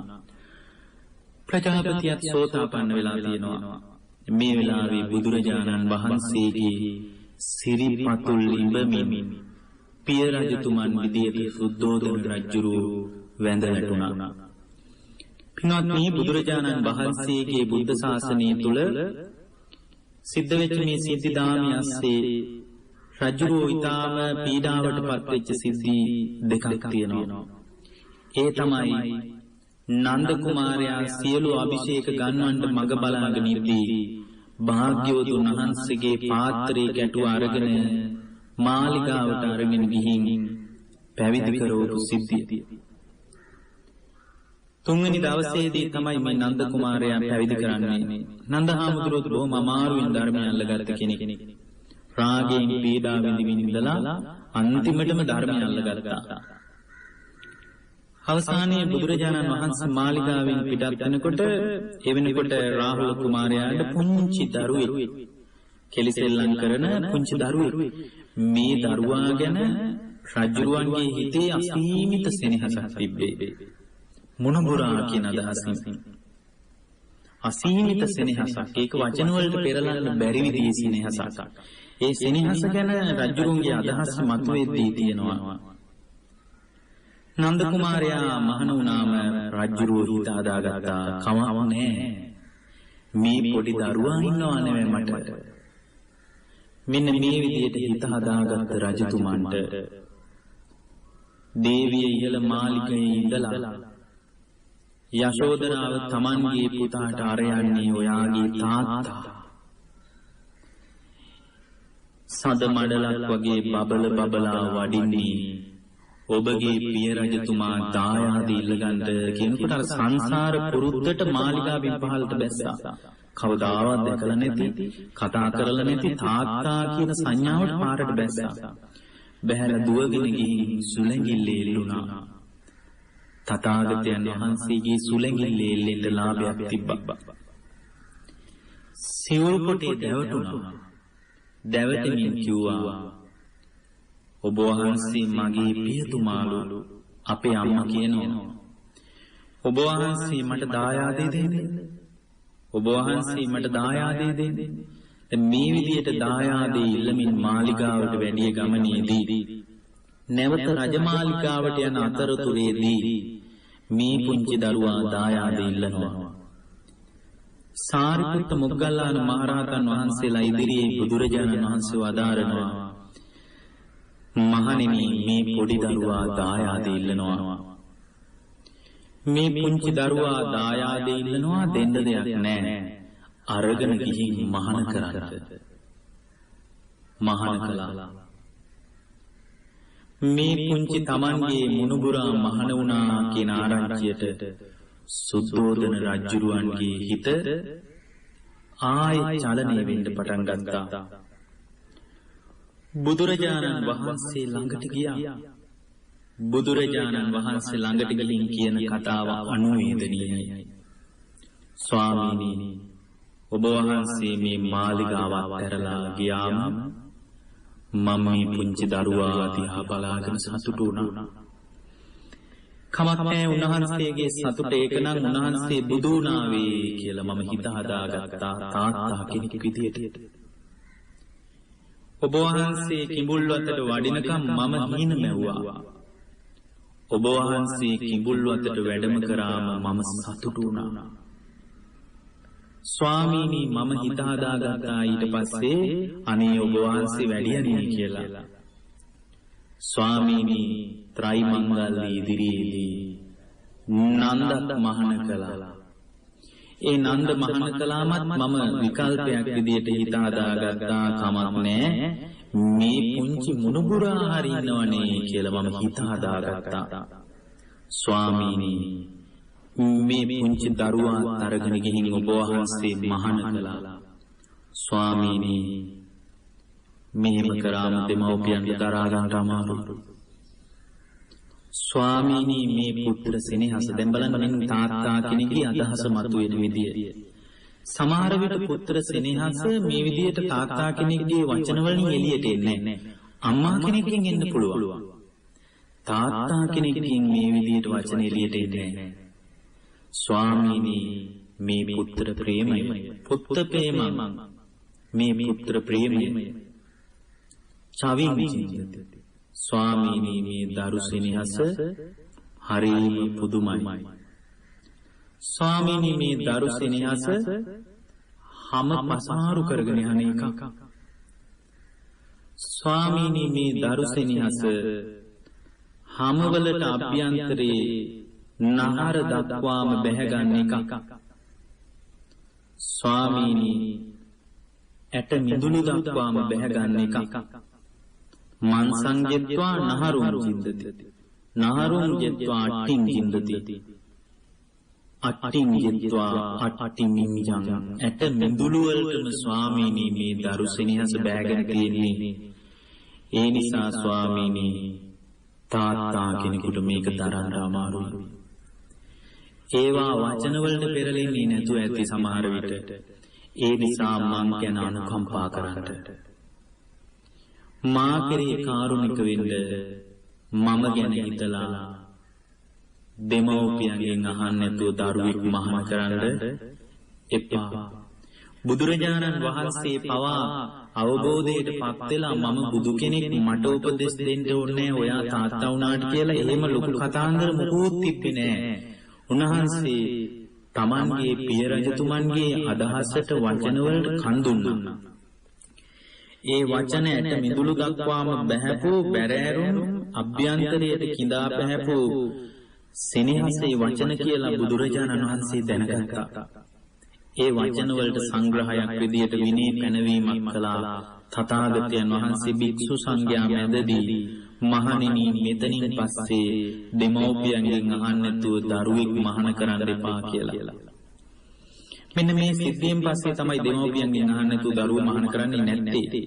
මේ විනය පැනවීම Tamanගේ තාත්තාගේ වචනයට කන් දීමක් විදියටයි භාග්‍යවතුන් වහන්සේ කළේ. මේ අන්‍යෝන්‍ය තාත්තා සහ පුතා අතර ඇතිවෙන ඉතා ගැඹුරු අභ්‍යන්තරයට බැහැගත් විශ්වාසය ගැන ලස්සන අදහසක් මේ සිද්ධ වෙලා තියෙනවා. දැන් බුදුරජාණන් වහන්සේ ඉදිරියේ සුද්ධෝදන රජුරු ඉතා කිට්ටු කතා බහක් ඇති වෙනවා මාලිගාවේදී. ඒ මාලිගාවේ ඇති වුණු කිට්ටු කතා බහේදී කියනවා ඔබ වහන්සේ දුෂ්කර ක්‍රියා කළද්දී මම මගේ පිරිස යවලා ඔබ වහන්සේ දුෂ්කර ක්‍රියා කරන බව දැනගත්තා. පිරිස යවලා ඔබ වහන්සේගේ තොරතුරු විස්තර මම අහගත්තා. එක දවසක් එක දේවතාවක් ඇවිල්ලා මට කිව්වා ඔබ වහන්සේ වීරිය තුලම මරණයට පත් වෙලා කියලා. ඔබ වහන්සේ වීරිය අතරතුරදීම ඔබ වහන්සේගේ ජීවිතය අවසන් වෙලා කියලා මට කිව්වා. මම අල්ප මාත්‍රයකින්වත් කම්පා වුණේ නැහැ. මම දන්නවා ඔබ වහන්සේ බුදු වෙලා මිසක් ජීවිතය ආවර කරගන්නේ නැහැ කියලා. මම මේ දේවතාවාට කිව්වා බුදු වෙලා මිසක් මගේ පුතා නම් මිය යන්නේ නැහැ කියලා. මම විශ්වාසයෙන්ම කියද්දී ස්වාමීනි පහුවෙනිදා මේ දේවතාවා ඇටකටු ටිකක් අරගෙන ඇවිල්ලා මට දීලා කිව්වා විශ්වාස නැත්නම් මෙන්න ඇටකටු බලන්න කිව්වා. ස්වාමීනි ඒ ඇටකටු දිහා බලලා ස්වාමීනි මම ඒත් විශ්වාස කළේ නැහැ. ඒත් විශ්වාස කළේ නැහැ. ඔබ වහන්සේ බුදු වෙනවා කියලා මගේ හෘද සාක්ෂිය මට කිව්වා. ඔබ වහන්සේ බුදු වෙලා මිසක් වීරිය අත්හරින්නේ නැති බව, බුදු වෙන්නට පෙර ඔබ වහන්සේට කිසිම කරදරයක් වෙන්නේ නැති බවත් මගේ හෘද සාක්ෂිය මට කිව්වා. දැන් බලන්න දරුවෙක් ගැන මේ තරම් විශ්වාසවන්තනීය විදියට තොරතුරු තහවුරු කරගෙන දෙවියෙක් ඇවිල්ලා කිව්වත් පිළිගන්නේ නැති විදියට Tamanගේ දරුවා පිළිබඳ ඇති කරගත්තේ විශ්වාසය කොයිතරම් ගැඹුරු විශ්වාසයක්ද? බුදුරජාණන් වහන්සේ මද හිනාවක් පෑවා. මද හිනාවක් පාලා තමන්ගේ පිය රජතුමන්ට කිව්වා අතීතයේත් මෙහෙම දෙයක් වුණා කියලා මහා ධර්මපාල ජාතකයේ දේශනා කළා. ඒ ධර්මපාල ජාතකයේ තියෙනවා එක තැනක ධර්මපාල කියලා කුමාරේ අධ්‍යාපනයේ පිණිස කහවණු 1000කුත් අරගෙන තමන්ගේ කුල පරම්පරාවෙන් අයින් වෙලා උගන්වන දිසාපාම ගුරුවරයෙක් ළඟට යනවා. ඒ ගුරුවරයා ළඟ අඩු වයසින් යම් කෙනෙක් මිය ගියාම මේ කුමාරයා hina වෙලා කියනවා අපේ ගමේ නම් අඩු වයසින් මැරෙන්නේ නැහැ කියලා. හැමෝම මේ කුමාරයා දිහා බලලා hina වුණා. මේ කතාන්දරය දිසාපාම ගුරුවරයා ළඟට ගියා. කතා කරලා ධර්මපාල කුමාරයාගෙන් ඇහුවා හැබැයිද මේ හැමෝම ඉස්සරහා තමන්ගේ පරම්පරාවේ අය අඩුවෙන් මැරෙන්නේ නැහැ කියලා කියන්නේ? එහෙමයි කිව්වා. හොඳයි මම බලන්නම් කියලා ඇත්තද කියලා බලන්න. සතෙක්ගේ එළුවෙක්ගේ ඇටකටු ටිකක් මල්ලකට දාලා ඒ ඇටකටු ටිකක් අරගෙන යම් කෙනෙක් ධර්මපාල පරම්පරාවට සම්බන්ධ තමන්ගේ පියතුමා මුණ ගැහෙන්න ගියා. ගිහින් කිව්වා දුක් වෙන්න එපා. පසුතැවෙන්න එපා. දැන් වෙන්න ඕන හරිය වෙලා ඉවරයි. මේ ගැන කලබල වෙන්න එපා. මොකක්ද කියලා ඇහුවා. ඔබේ පුතා අධ්‍යාපනය කරන අතරේ මිය ගියා. රජුරෝ hina වුණා. hina වෙනකොට ඇහුවා ඇයි ඔබ hina වෙන්නේ? මිය ගිය බව කියලා යන්නයි මම ආවේ. අපේ පරම්පරාවල අඩු වයසින් මැරෙන්නේ නැහැ. හැබැයි එහෙමනම් මෙන්න ඇටකටු ටික බලා ගන්න කියලා අර සතාගේ ඇටකටු ටික පෙන්නුවා. ඇටකටු ටික විසි කරලා කිව්වා අපේ පරම්පරාවේ එහෙම මැරෙන්නේ නැහැ. මේ දේශනාව දිගයි. මේ දේශනාවේ තියෙනවා දස කුසලයේ තුල ජීවිතේ ගොඩනගාගෙන දස අකුසලයෙන් බැහැර වෙලා තමන්ගේ ජීවිතේ ගෙවලා දානවා කියන කතාව. ඒ ගුණධර්ම මත ජීවමාන වෙන්න සිහිනකින්වත් අකුසලයක් පතන්නේ නැති, සිහිනකින්වත් අකුසලයක් ගැන බලාපොරොත්තුවක් නැති, තමන්ගේ ජීවිතයේ අඩු ආයුෂයෙන් මැරෙන්නේ නැහැ කියන එක ධර්මපාල ජාතකයේ ධර්මපාල කුමාරයාගේ ජීවිතයේ සිද්ධියෙන් තියෙනවා. එදත් ඔබ මේ කතාව පිළිගත්තේ නැහැ කියනවා. එදත් ඔබ මාව විශ්වාස කරා කියන. එතකොට මේ තාත්තා සහ දරුවා අතර සුද්ධෝදන රජුරුව සහ බෝධිසත්වයන් වහන්සේ සිද්ධාර්ථ කුමාරයා අතර ඇති වෙන බැඳීම සංසාර බැඳීමක්. ඒක සංසාර බැඳීමක් නිසාම පින්වත්නි හරිම විශ්වාසවන්තනීය බැඳීමක්. මහා ධර්මපාල ජාතකයේ අවසාන වෙනකොට පින්වත්නි සුද්ධෝදන පිය රජුරුව අනාගාමී වුණා. අන්තිමටම පින්වත්නි සුද්ධෝදන රජුරුව හොඳට රෝගාතුර වුණා. රෝගාතුර වුණ බව බුදුරජාණන් වහන්සේට ආරංචි වුණා. බුදුරජාණන් වහන්සේ අන්තිමටම තමන්ගේ තාත්තාට කරන සංග්‍රහයක් විදියට බුදුරජාණන් වහන්සේ සුද්ධෝදන රජුරුවන්ගේ ලෙඩ ඇඳ ළඟටම ඇවිල්ලා බණ කිව්වා. බණ කියනකොට මේ ප්‍රතාපවත් තමන්ගේ ජීවිතේ පුරාවටම දාරක ස්නේහයෙන් මානව ගුණධර්ම වලින් පිරිපුන් මිනිස්සෙක් විදියට දරුවන්ගේ යහපතම ප්‍රාර්ථනා කළ, තමන්ගේ යහපත ප්‍රාර්ථනා නොකළ, තමන් වෙනුවෙන් තමන්ගේ දරුවා තමාගේ ඉලක්කය සාධනය කරන්න කැප වෙන්නේ නැති බව දැන දරුවාගේ විමුක්තිය වෙනුවෙන් කැප වුණු සුද්ධෝදන රජුරුව රහත් භාවයට පත් වෙලා ඒ අරහත්ත්වයේ තුලම ඊතා සුවසේ ඒ රහත් ඵලයේ වින්දනය කරමින් රහත් ඵලයේ නිරාමිස ප්‍රීතිය විඳිමින් වැඩ ඉඳලා පිරිනිවන් පෑවා. ඒ නිසා පින්වත්නි මේ පියෙකු සම්බන්ධව දරුවෙක්ගේ චර්යා මොන වගේද කියලා කියන්න බුදුවරු පවා ඒ ගැන විශේෂ අදහසකින් කටයුතු කරලා තියෙනවා කියන කාරණයයි අද ඔබට මේ පියවරුන්ගේ දවසේ මට කියන්න ඕන වුණේ. ධර්මය අවබෝධ කරගන්න වීරිය කරන ඕනෑම කෙනෙක්ගේ හිතේ දරුවා පිළිබඳව ඇත්තේ ඊට සිව්මැලි සෙනෙහසක්. ඒ සෙනෙහස තුළින් පවා ධර්මයේ මතු කරගන්න බුදුරජාණන් වහන්සේ අපට අනුශාසනා කළා. මේ වගේ සිද්ධි ඕන තරම් හොයාගන්න පුළුවන්. සවැත් නුවර හිටපු විශාලම ධනවතා තමයි, අවිශාල ආර්ථික හයියක් තිබුණු කෙනෙක් තමයි අනේපිඬු සිටුවරයා කියලා කියන්නේ. තමන්ගේ වැඩිමහල් දියණිය භද්‍රා ඇය විවාහ වුණා. ඇය විවාහ වුණාට පස්සේ දන් පැන් පුදන ශ්‍රද්ධාවෙන් තමන්ගේ නිවසේ වැඩ කටයුතු හොයා බලන්න කෙනෙක් හිටියේ නැහැ. එකම කෙනා බාල දියණිය සුමනා. ඇය ශ්‍රද්ධාවන්තයි. ඇය ධර්මයේ තුල ජීවමානයි. ධර්මයේ තුල ජීවමාන වීම ඇය ස්ථාවර කර තිබුණා. ඇය සකු르දාගාමී තත්වයට පත් වෙලා හිටියේ. පින්වත්නි, මේ ජරා මරණ දුකට කොයි වෙලාවෙ අපිට විවෘත වෙන්න වෙයිද කියලා හිතා ගන්න බෑ. සුමනා කියන බාල රූමත් දියණිය බරපතල ලෙස ලෙඩ වුණා. ඇය ලෙඩ ඇඳට වැටුණා. ලෙඩ ඇඳට වැටුණට පස්සේ හරීම දරු සෙනෙහසින් මේ විශාල ධනවත් ධර්මයේ තුල ජීවිතේ ගලපා ගන්න දන් පැන් පුදමින් ආමිෂයේ බුද්ධ ප්‍රමුඛ භික්ෂු සංඝයාට පිළිගන්වමින් කටයුතු කරපු මේ අනේපිඬු සිටුවරයා තමන්ගේ දියණිය ළඟට දුවගෙන ආවා. ඇවිල්ලා හොඳට බලාගෙන හිටිය ඇස් දෙක දිහා. දැන් බලන්න මේ සෝතාපන්න වෙච්ච ශ්‍රාවකෙක් බලාගෙන ඉඳලා කිව්වා, දුවේ ඇයි බය වෙලා වගේ. ඇයි මේ යන්න ආසන්නයි.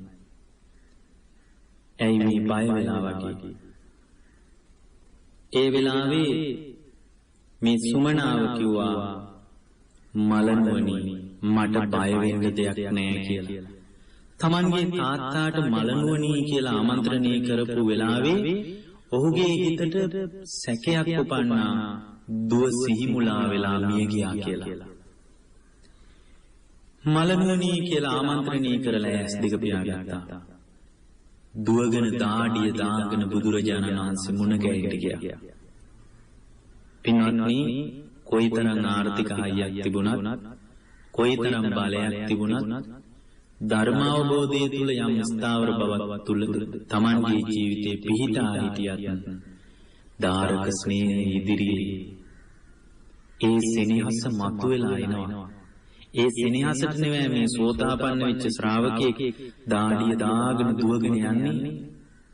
දුවගෙන ගිහින් බුදුරජාණන් වහන්සේට වැඳලා කිව්වා, අනේ ස්වාමීනි, මගේ දියණිය මිය ගියා කියලා ඇඬුවා.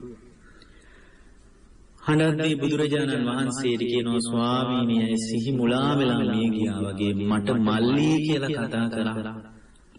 ස්වාමීනි, මම මල්ලි නෙමෙයි. ස්වාමීනි, මම තාත්තා නෙවෙයි.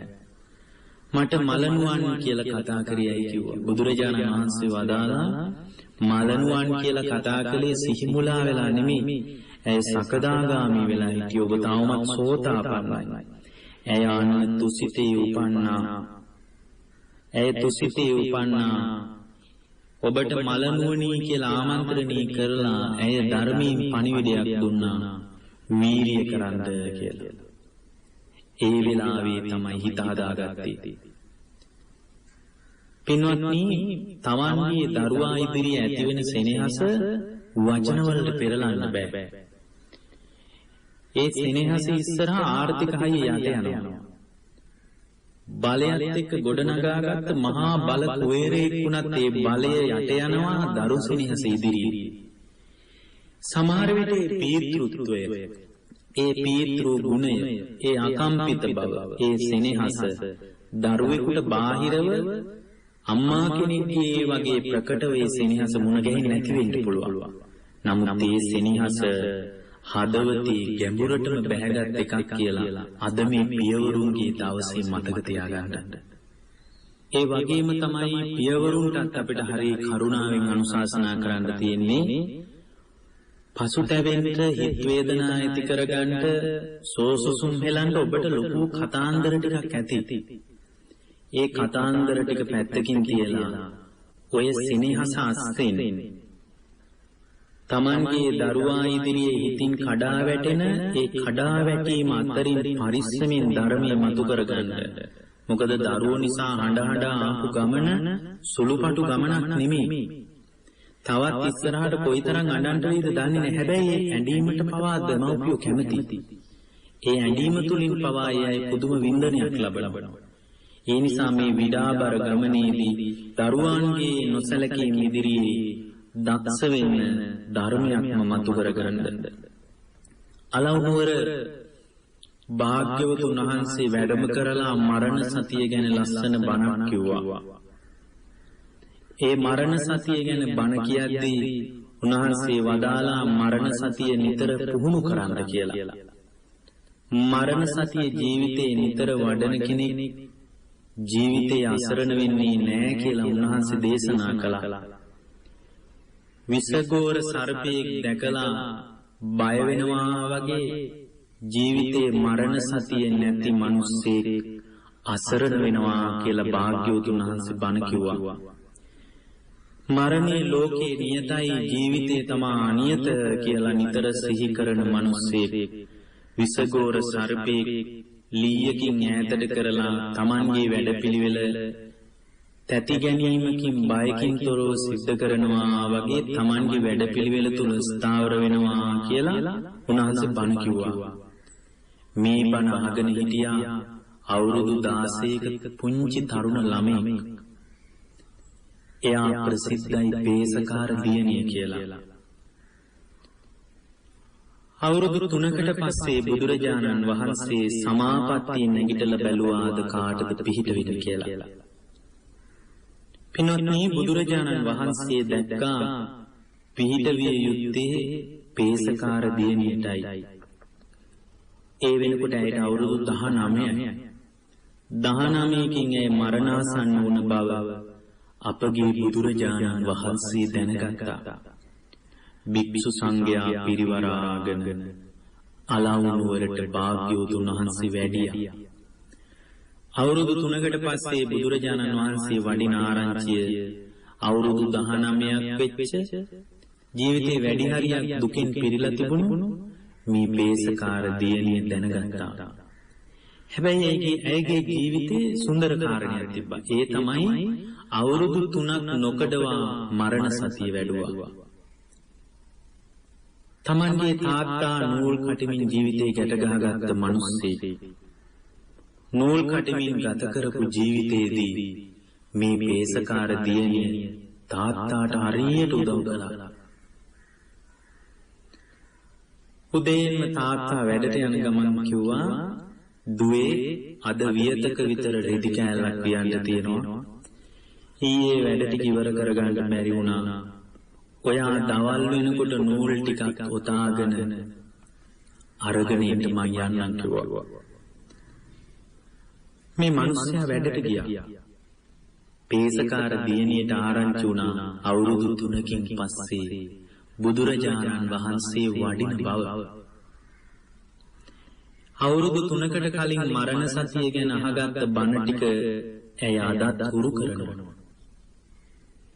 දැන් නූල් ටික උතන්නත් ඕන. හැබැයි කාලෙකින් වඩින බුදුරජාණන් වහන්සේ මුණ ගැහෙන්න යන්නත් ඕන. නූල් ටිකක් ඉක්මනින් හනිකට උතාගෙන යන ගමන් බුදුරජාණන් වහන්සේ වැඩ ඉන්න කූටාගාර ශාලාවට ගියා.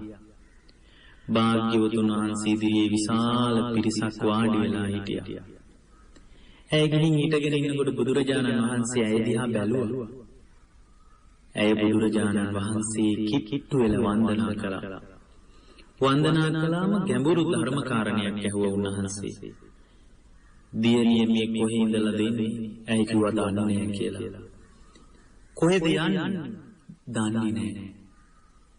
ඇත්තටම දන්නේ නැද්ද? නෑ දන්නවා. දන්නව නේද? දන්නේ නැහැ. බලන්න දැන් මේ කතාව හරි අමුතුයි. හරිම ඔබතෝ ටිකයි. කොහේ ඉඳලා දෙන්නේ? දන්නේ නැහැ. කොහෙද යන්නේ? දන්නේ නැහැ. දන්නේ නැද්ද කියලා උන්වහන්සේ ආද්දී කියනවා දන්නවා කියලා. ඊට පස්සේ උන්වහන්සේ අහනවා ආයෙනම් දන්නව නේද කියලා. එතකොට කියනවා දන්නේ නැහැ කියලා. එතකොට මේ වටේ ඉන්න මිනිස්සු බැලුවා මේ පේසකාර කියලා කෙල්ල කටකාරයි. බුදුරජාණන් වහන්සේ එක්කත් කියාගෙන ඉනවනේ වචන කියලා ශාලාවෙන් ගෝසාවක් ආවා. එහෙමනම් අද වගේම තමයි. බුදුරජාණන් වහන්සේ විමසුවා කොහේ ඉඳලා දෙන්නේ කියලා ඇහුවාම දන්නේ නැද්ද කිව්වේ ඇයි කියලා. උන්වහන්සේට කියනවා ස්වාමීනි සංසාරේ කොහේ ඉඳලා දාවේ කියලා මට තේරෙන්නේ නැහැ. කොහෙද යන්නේ කියලා ඇහුවම දන්නේ නැහැ කිව්වේ ඇයි කියලා ඇහුවාම ස්වාමීනි මරණින් මත්තේ කොහේ යයිද කියලා දන්නේ නැහැ කිව්වා. ඒ නිසායි දන්නේ නැහැ කිව්වා. දන්නේ නැද්ද කියලා ඇහුවාම දන්නවා කිව්වේ ඇයි කියලා අහනකොට ඇයි කියනවා මැරෙන බව දන්නවා කියන අදහසින් එහෙම කිව්වා කියලා.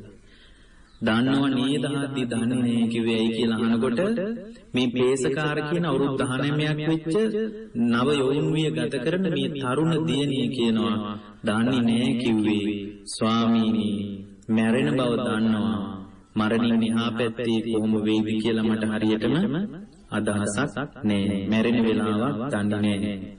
මෙන්න මේ කතාව කිව්වම බුදුරජාණන් බණ කිව්වා සෝතාපන්න වුණා. නූල් ටිකක් අරගෙන සතුටින් බුදුරජාණන් වහන්සේට වන්දනා කරලා තාත්තා ළඟට පිටත් වෙලා ගියා. පිටත් වෙලා ගිහින් බුදුරජාණන් වහන්සේ ඉදිරියේ අහගත් බණ ටික ආවර්ජනය කරමින් යන අතරේ තාත්තා නිදාගෙන හිටියා. නිදාගෙන ඉන්න තාත්තා ළඟට ගිහින් එකපාරම කතා කරනකොට තිගැස්සිලා Tamanගේ පියතුමා නැගිටිනකොට අර නූල් පන්දුව ඔතලා තිබුණු එක කොනක් ඇයිගේ ඇහි වැදිලා ලේ පෙරාගෙන වැටුණා. ඒක ගලවන්න හදනකොට අධික රුධිර වහනයක් වෙලා ඇය මිය යනවා. ඒ මියගේ දුක දරා ගන්න බැරුව මේ පේසකාර දියණියගේ තාත්තා ඒ පීතෘ සිනහසින් හෙම්බත් වෙලා ඇදගෙන වැටෙනවා. එහෙම කමිසයක්වත් නැතුව පොඩි සරං කොටයක් ඇඳගත්ත මිනිහෙක් විදියට වීදියක් ගානේ දරු දුකට අඬාගෙන යනවා. මගේ දියණිය මිය ගියා කියන දාරක ස්නේහයෙන් මුසපත් වුණු මේ පේසකාර දියණියගේ තාත්තා හන්දියක් ගානේ මනස ව්‍යාකූල වෙලා දුවනවා. අපි අහලා තියෙන්නේ මවක් විදියට බුදුරජාණන් වහන්සේ ඉදිරියට හඬාගෙන මනස අවුල් වෙලා ආපු කිසాగෞතමීලා ගැන විතරයි. හැබැයි දාරක ස්නේහයෙන් තමන්ගේ මනස අවුල් කරගෙන බුදුරජාණන් වහන්සේ ළඟට පිළිසරණ හොයාගෙන ආපු පේසකාර දියණියගේ තාත්තා වගේ පියවරු අනන්තවත් බුදුරජාණන් වහන්සේගේ පිළිසරණ ලබා ගත්තා. මනස අවුල් වෙලා බුදුරජාණන් වහන්සේ ළඟට ආවේ. පියෙක් විදියට දුක දරන්න බැරි වුණා. තමන්ගේ දුවගේ අහිමිවීම දරා ගන්න බැරි වුණා. දියණිය මිය ගිය බව කියමින් පාරට බැස්සා. තැනක් ගානේ කෑ ගහමින් පිළිසරණ හොයාගෙන ඇවිත්තා. දුක් වුණා. බුදුරජාණන් වහන්සේ ළඟට ඇවිල්ලා උන්වහන්සේගේ සිරිපතුල් ලිඹල වැඳලා සිරිපතුල් අල්ලාගෙන හඬා වැටුණා. භාග්‍යවතුන් වහන්සේ සෙනෙහසේ දුක ගැන බණ කිව්වා. පැවිදි වුණා. රහත් වුණා. මෙන්න මේ විදිහට Tamanගේ දරුවෙක් අහිමි වෙනකොට ඒ තුලින් ධර්මයේ මතු කරගන්න දරුවෙක්ගේ සෙනෙහස Tamanට මග හැරෙනකොට ඒ තුලින් ධර්මයේ මතු කරගන්න අද ඉන්න තාත්තාවරු දක්ෂ විය යුතුයි. ඒ වගේම මේ පියවරුන්ගේ දිනේ දරුවන් විදියට අපි අදහසක් ඇති කරගත යුතුයි. ඊටාම වැදගත් කාරණයක්. ඒ තමයි පින්වත්නි දෙමව්පියන්ගේ හිත කම්පා නොවන විදිහට දෙමව්පියන්ගේ හිතේ පසුතැවීමක් ඇති නොවන විදිහට ඊටාම පරිස්සමින් අපේ ජීවිතේ සකස් කරගන්න අපි දක්ෂ විය යුතුයි. සමහර විට අපි කොච්චර කිව්වත් හාමුදුරුවනේ මේ අපේ අම්මා අපේ තාත්තා අපි කියන විදිහට වැඩ කරන්නේ නැහනේ කියලා දරුවන්ගේ පැත්තෙනුත් දරුවන්ට යෝජනා කරන්න කතා කරන්න අදහසක් ඇති. නමුත් Tamanගේ තාත්තාගේ හදවත රිද්දන්න එපා. අම්මාගේ හදවත රිද්දන්න එපා. පින්වත්නි තාත්තාගේ කකුල් දෙක අල්ලලා කකුල් දෙක අත ගහලා වඳින්න පුළුවන් දරුවෙක් වෙන්න. එවැනි දරුවෙකුට තමයි බුද්ධ ශාසනයේ ප්‍රතිලාභය හදාගන්න පුළුවන්. පුංචි කාලේ ඔබගේ කකුල් ලිඹිඹා හදපු තාත්තාගේ කකුල් සිප ගනිමින් කකුල් දෙක සිඹිමින් ඔබ සමහර විට ජීවිතේ එකම වතාවක්වත් ඇඳලා නැතුව ඇති. ඔබගේ කකුල් දෙක පුංචි දරුවෙක් විදියට නිදාගෙන නැගිටින්න බැරුව, ඇවිදින්න බැරුව කිරිවලින් ඔබේ ජීවිතේ පවතින කාලේ දරුවෙක් අතපයින් සංඥා නිකුත් කරනකොට ඒ අතපය Tamanගේ ශරීරයේ වැදෙනකොට ඒ වැදෙන පාපහර අතින් වදින පහර පවා සෙනෙහසින් දරාගත් තාත්තාගේ කකුල් දෙක ඉඹලා ඔබ වැඳලා නැතුව ඇති. ඒ නිසා විශාල භෞතික දේවල් තාත්තා වෙනුවෙන් ඕනේ නැහැ. හැබැයි තාත්තා කෙරෙහි මානව දයාවෙන් පිරිච්ච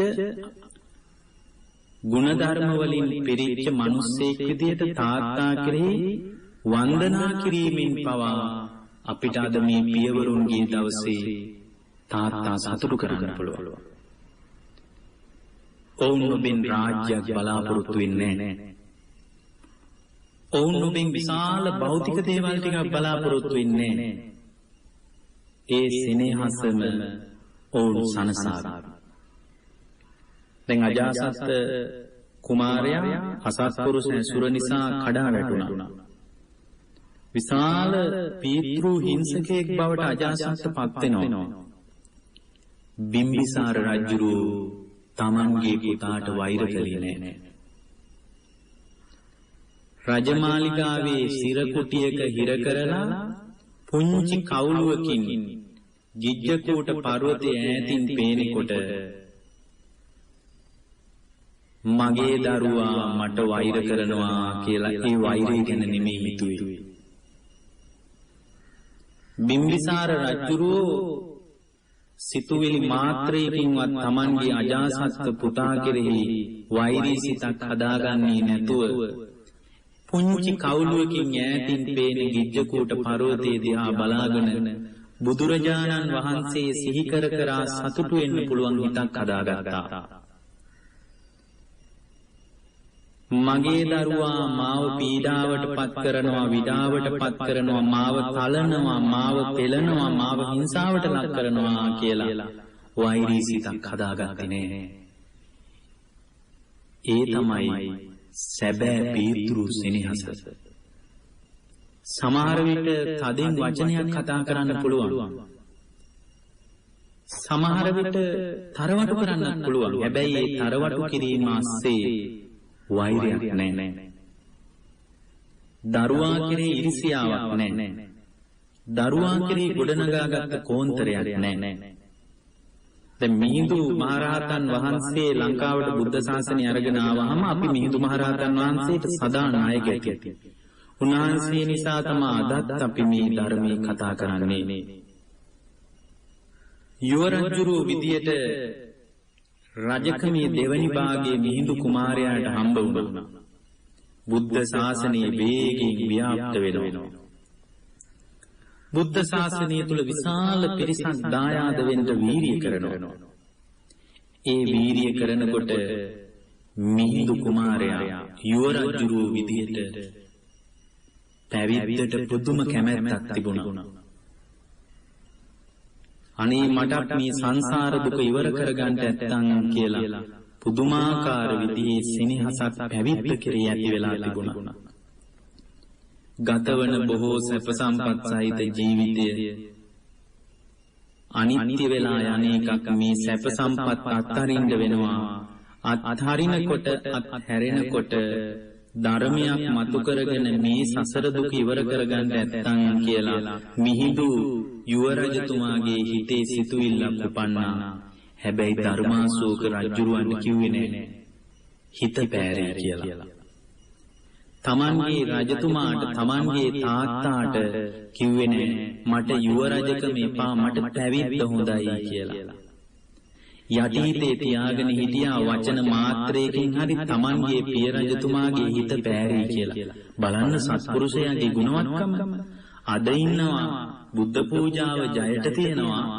බුද්ධ පූජාව අල්ප මාත්‍රයකින් වරද්දන්නේ නැහැ. හැබැයි තාත්තගේ බඩගින්න දැනෙන්නේ නැහැ. තාත්තගේ බඩගින්න ගැන සංවේදී නැති, උදේට දවල්ට දානි බුද්ධ පූජාව පිළිගන්වන, සවසට අෂ්ටපාන ඖෂධ පූජා සහිතව ගිලන්පස පූජාව බුද්ධාසනයේ මත තියෙන, එහෙත් තාත්තාගේ බඩගින්න දැනෙන්නේ නැති, තමන්ගේ තාත්තාට පියතුමාට බෙහෙත් ටිකක් අරගෙන දෙන්නේ නැති දරුවෝ ඉන්නවා. එහෙම දරුවන්ට මේ සත්පුරුෂ මිහිඳු කුමාරයාගේ ජීවිතයේ යුව රජෙක් විදියට මොන තරම් ආදර්ශ සම්පන්නයිද?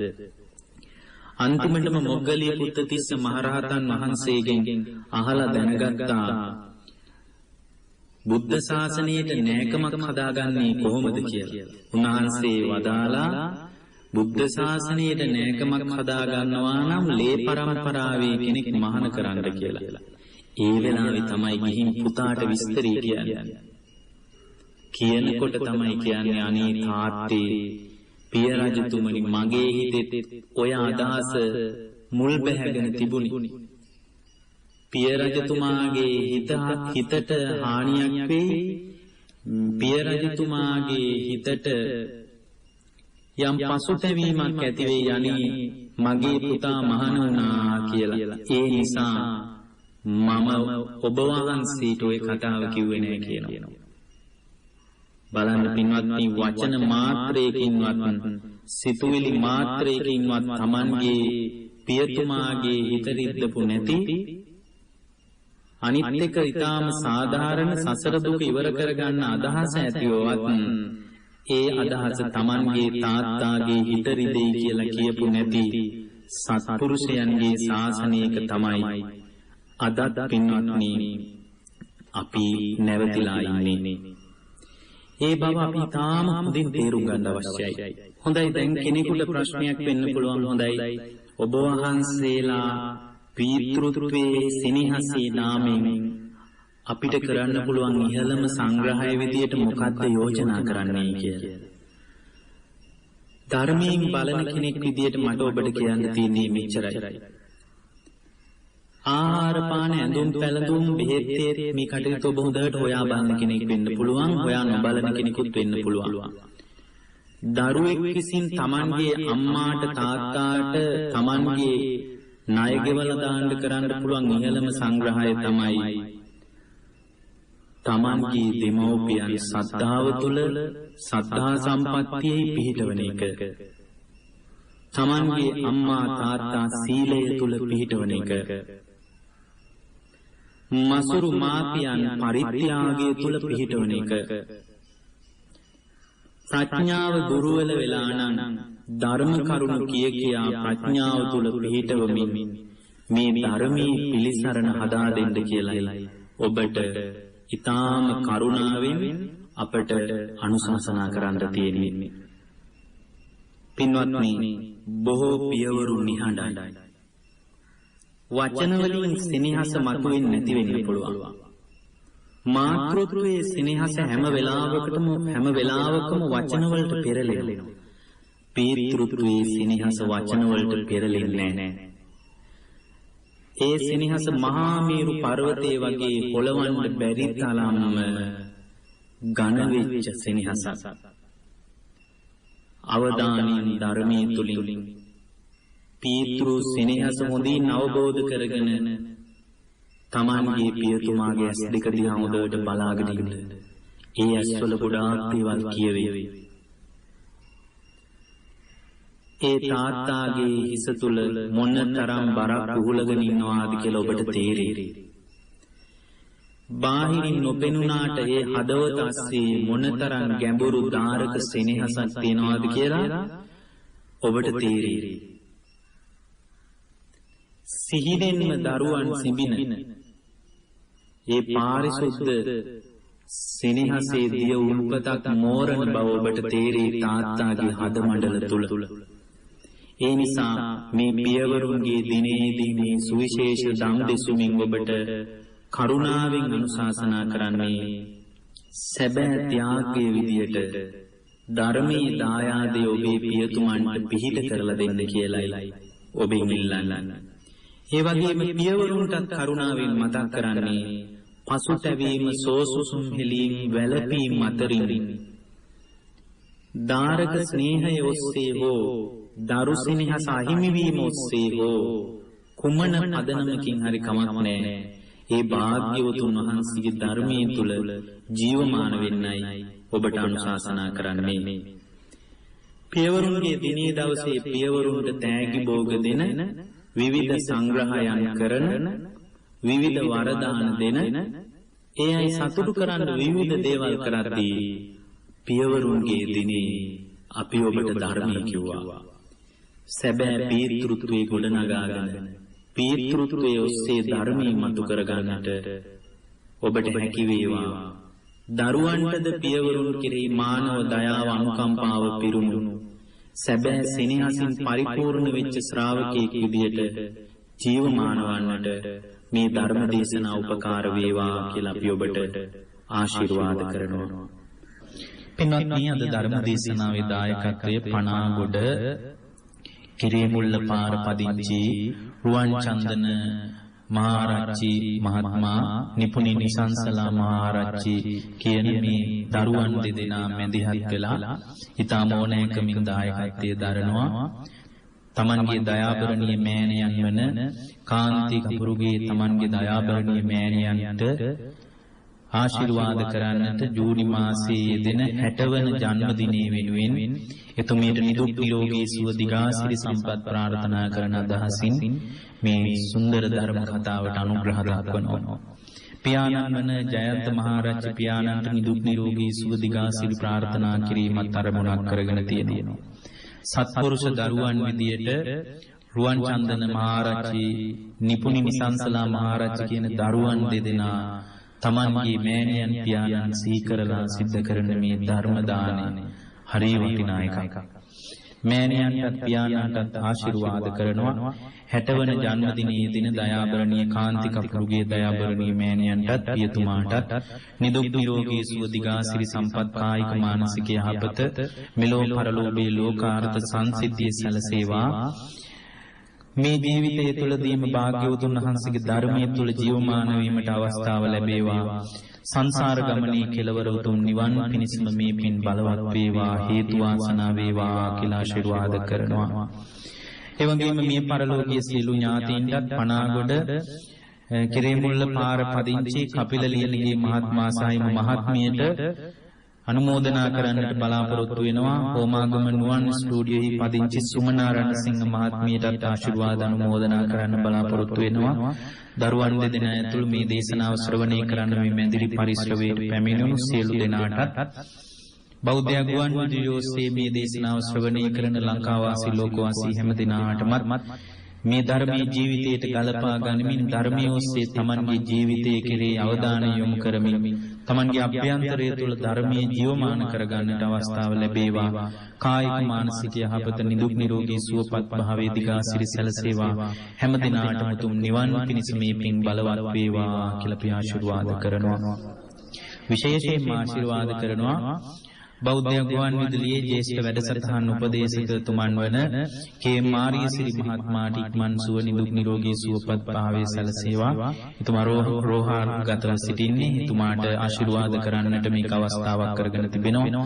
එතුමන් ප්‍රදාන ඔබ සියලු දෙනාටත් සියලු දෙවියන්ටත් මියගිය සියලු ඥාතීන්ටත් මේ ගෞතම මුනිරජුන්ගේ ශ්‍රී සද්ධර්මයේ තුලින් ඉක්මන් දිනයකදී වහවහ චතුරාර්ය සත්‍ය අවබෝධ වේවා. සුමුදු බුදු වදනින් සදාසෙත පියසිතක දරු දුක නිවේවා. පුබුදු වන දම් පද සීගෙන දරු සිතේ පිය ගුණ මැවේවා. කන්පිනා යන උතුම් පිය ගුණ දනන්ත තුඩ තුඩ නිති ගැයේවා පින් පුරාගෙන ගෙවෙන සසරේ පියවරුන්ගේ දුක නිවේවා පින් පුරාගෙන ගෙවෙන සසරේ පියවරුන්ගේ දුක නිවේවා පින් පුරාගෙන ගෙවෙන සසරේ පියවරුන්ගේ දුක නිවේවා. ඔබ හැම දිනාටම තෙරුවන් සරණයි. තාත්තා වෙනුවෙන් සාදු සාදු සාදු.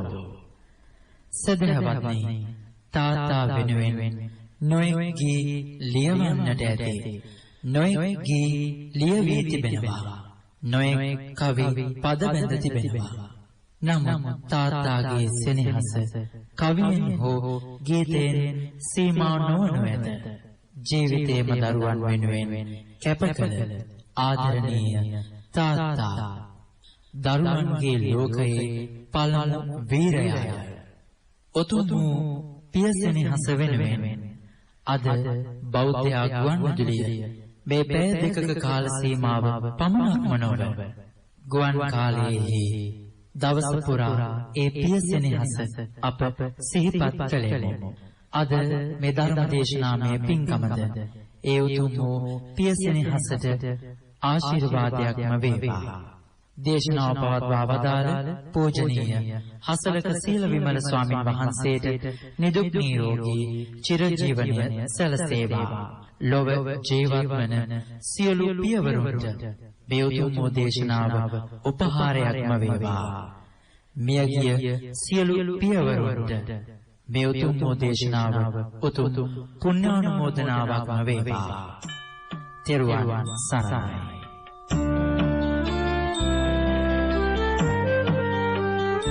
බෞද්ධ ගුවන් විදුලියේ විශේෂ ධර්මානුශාසනාව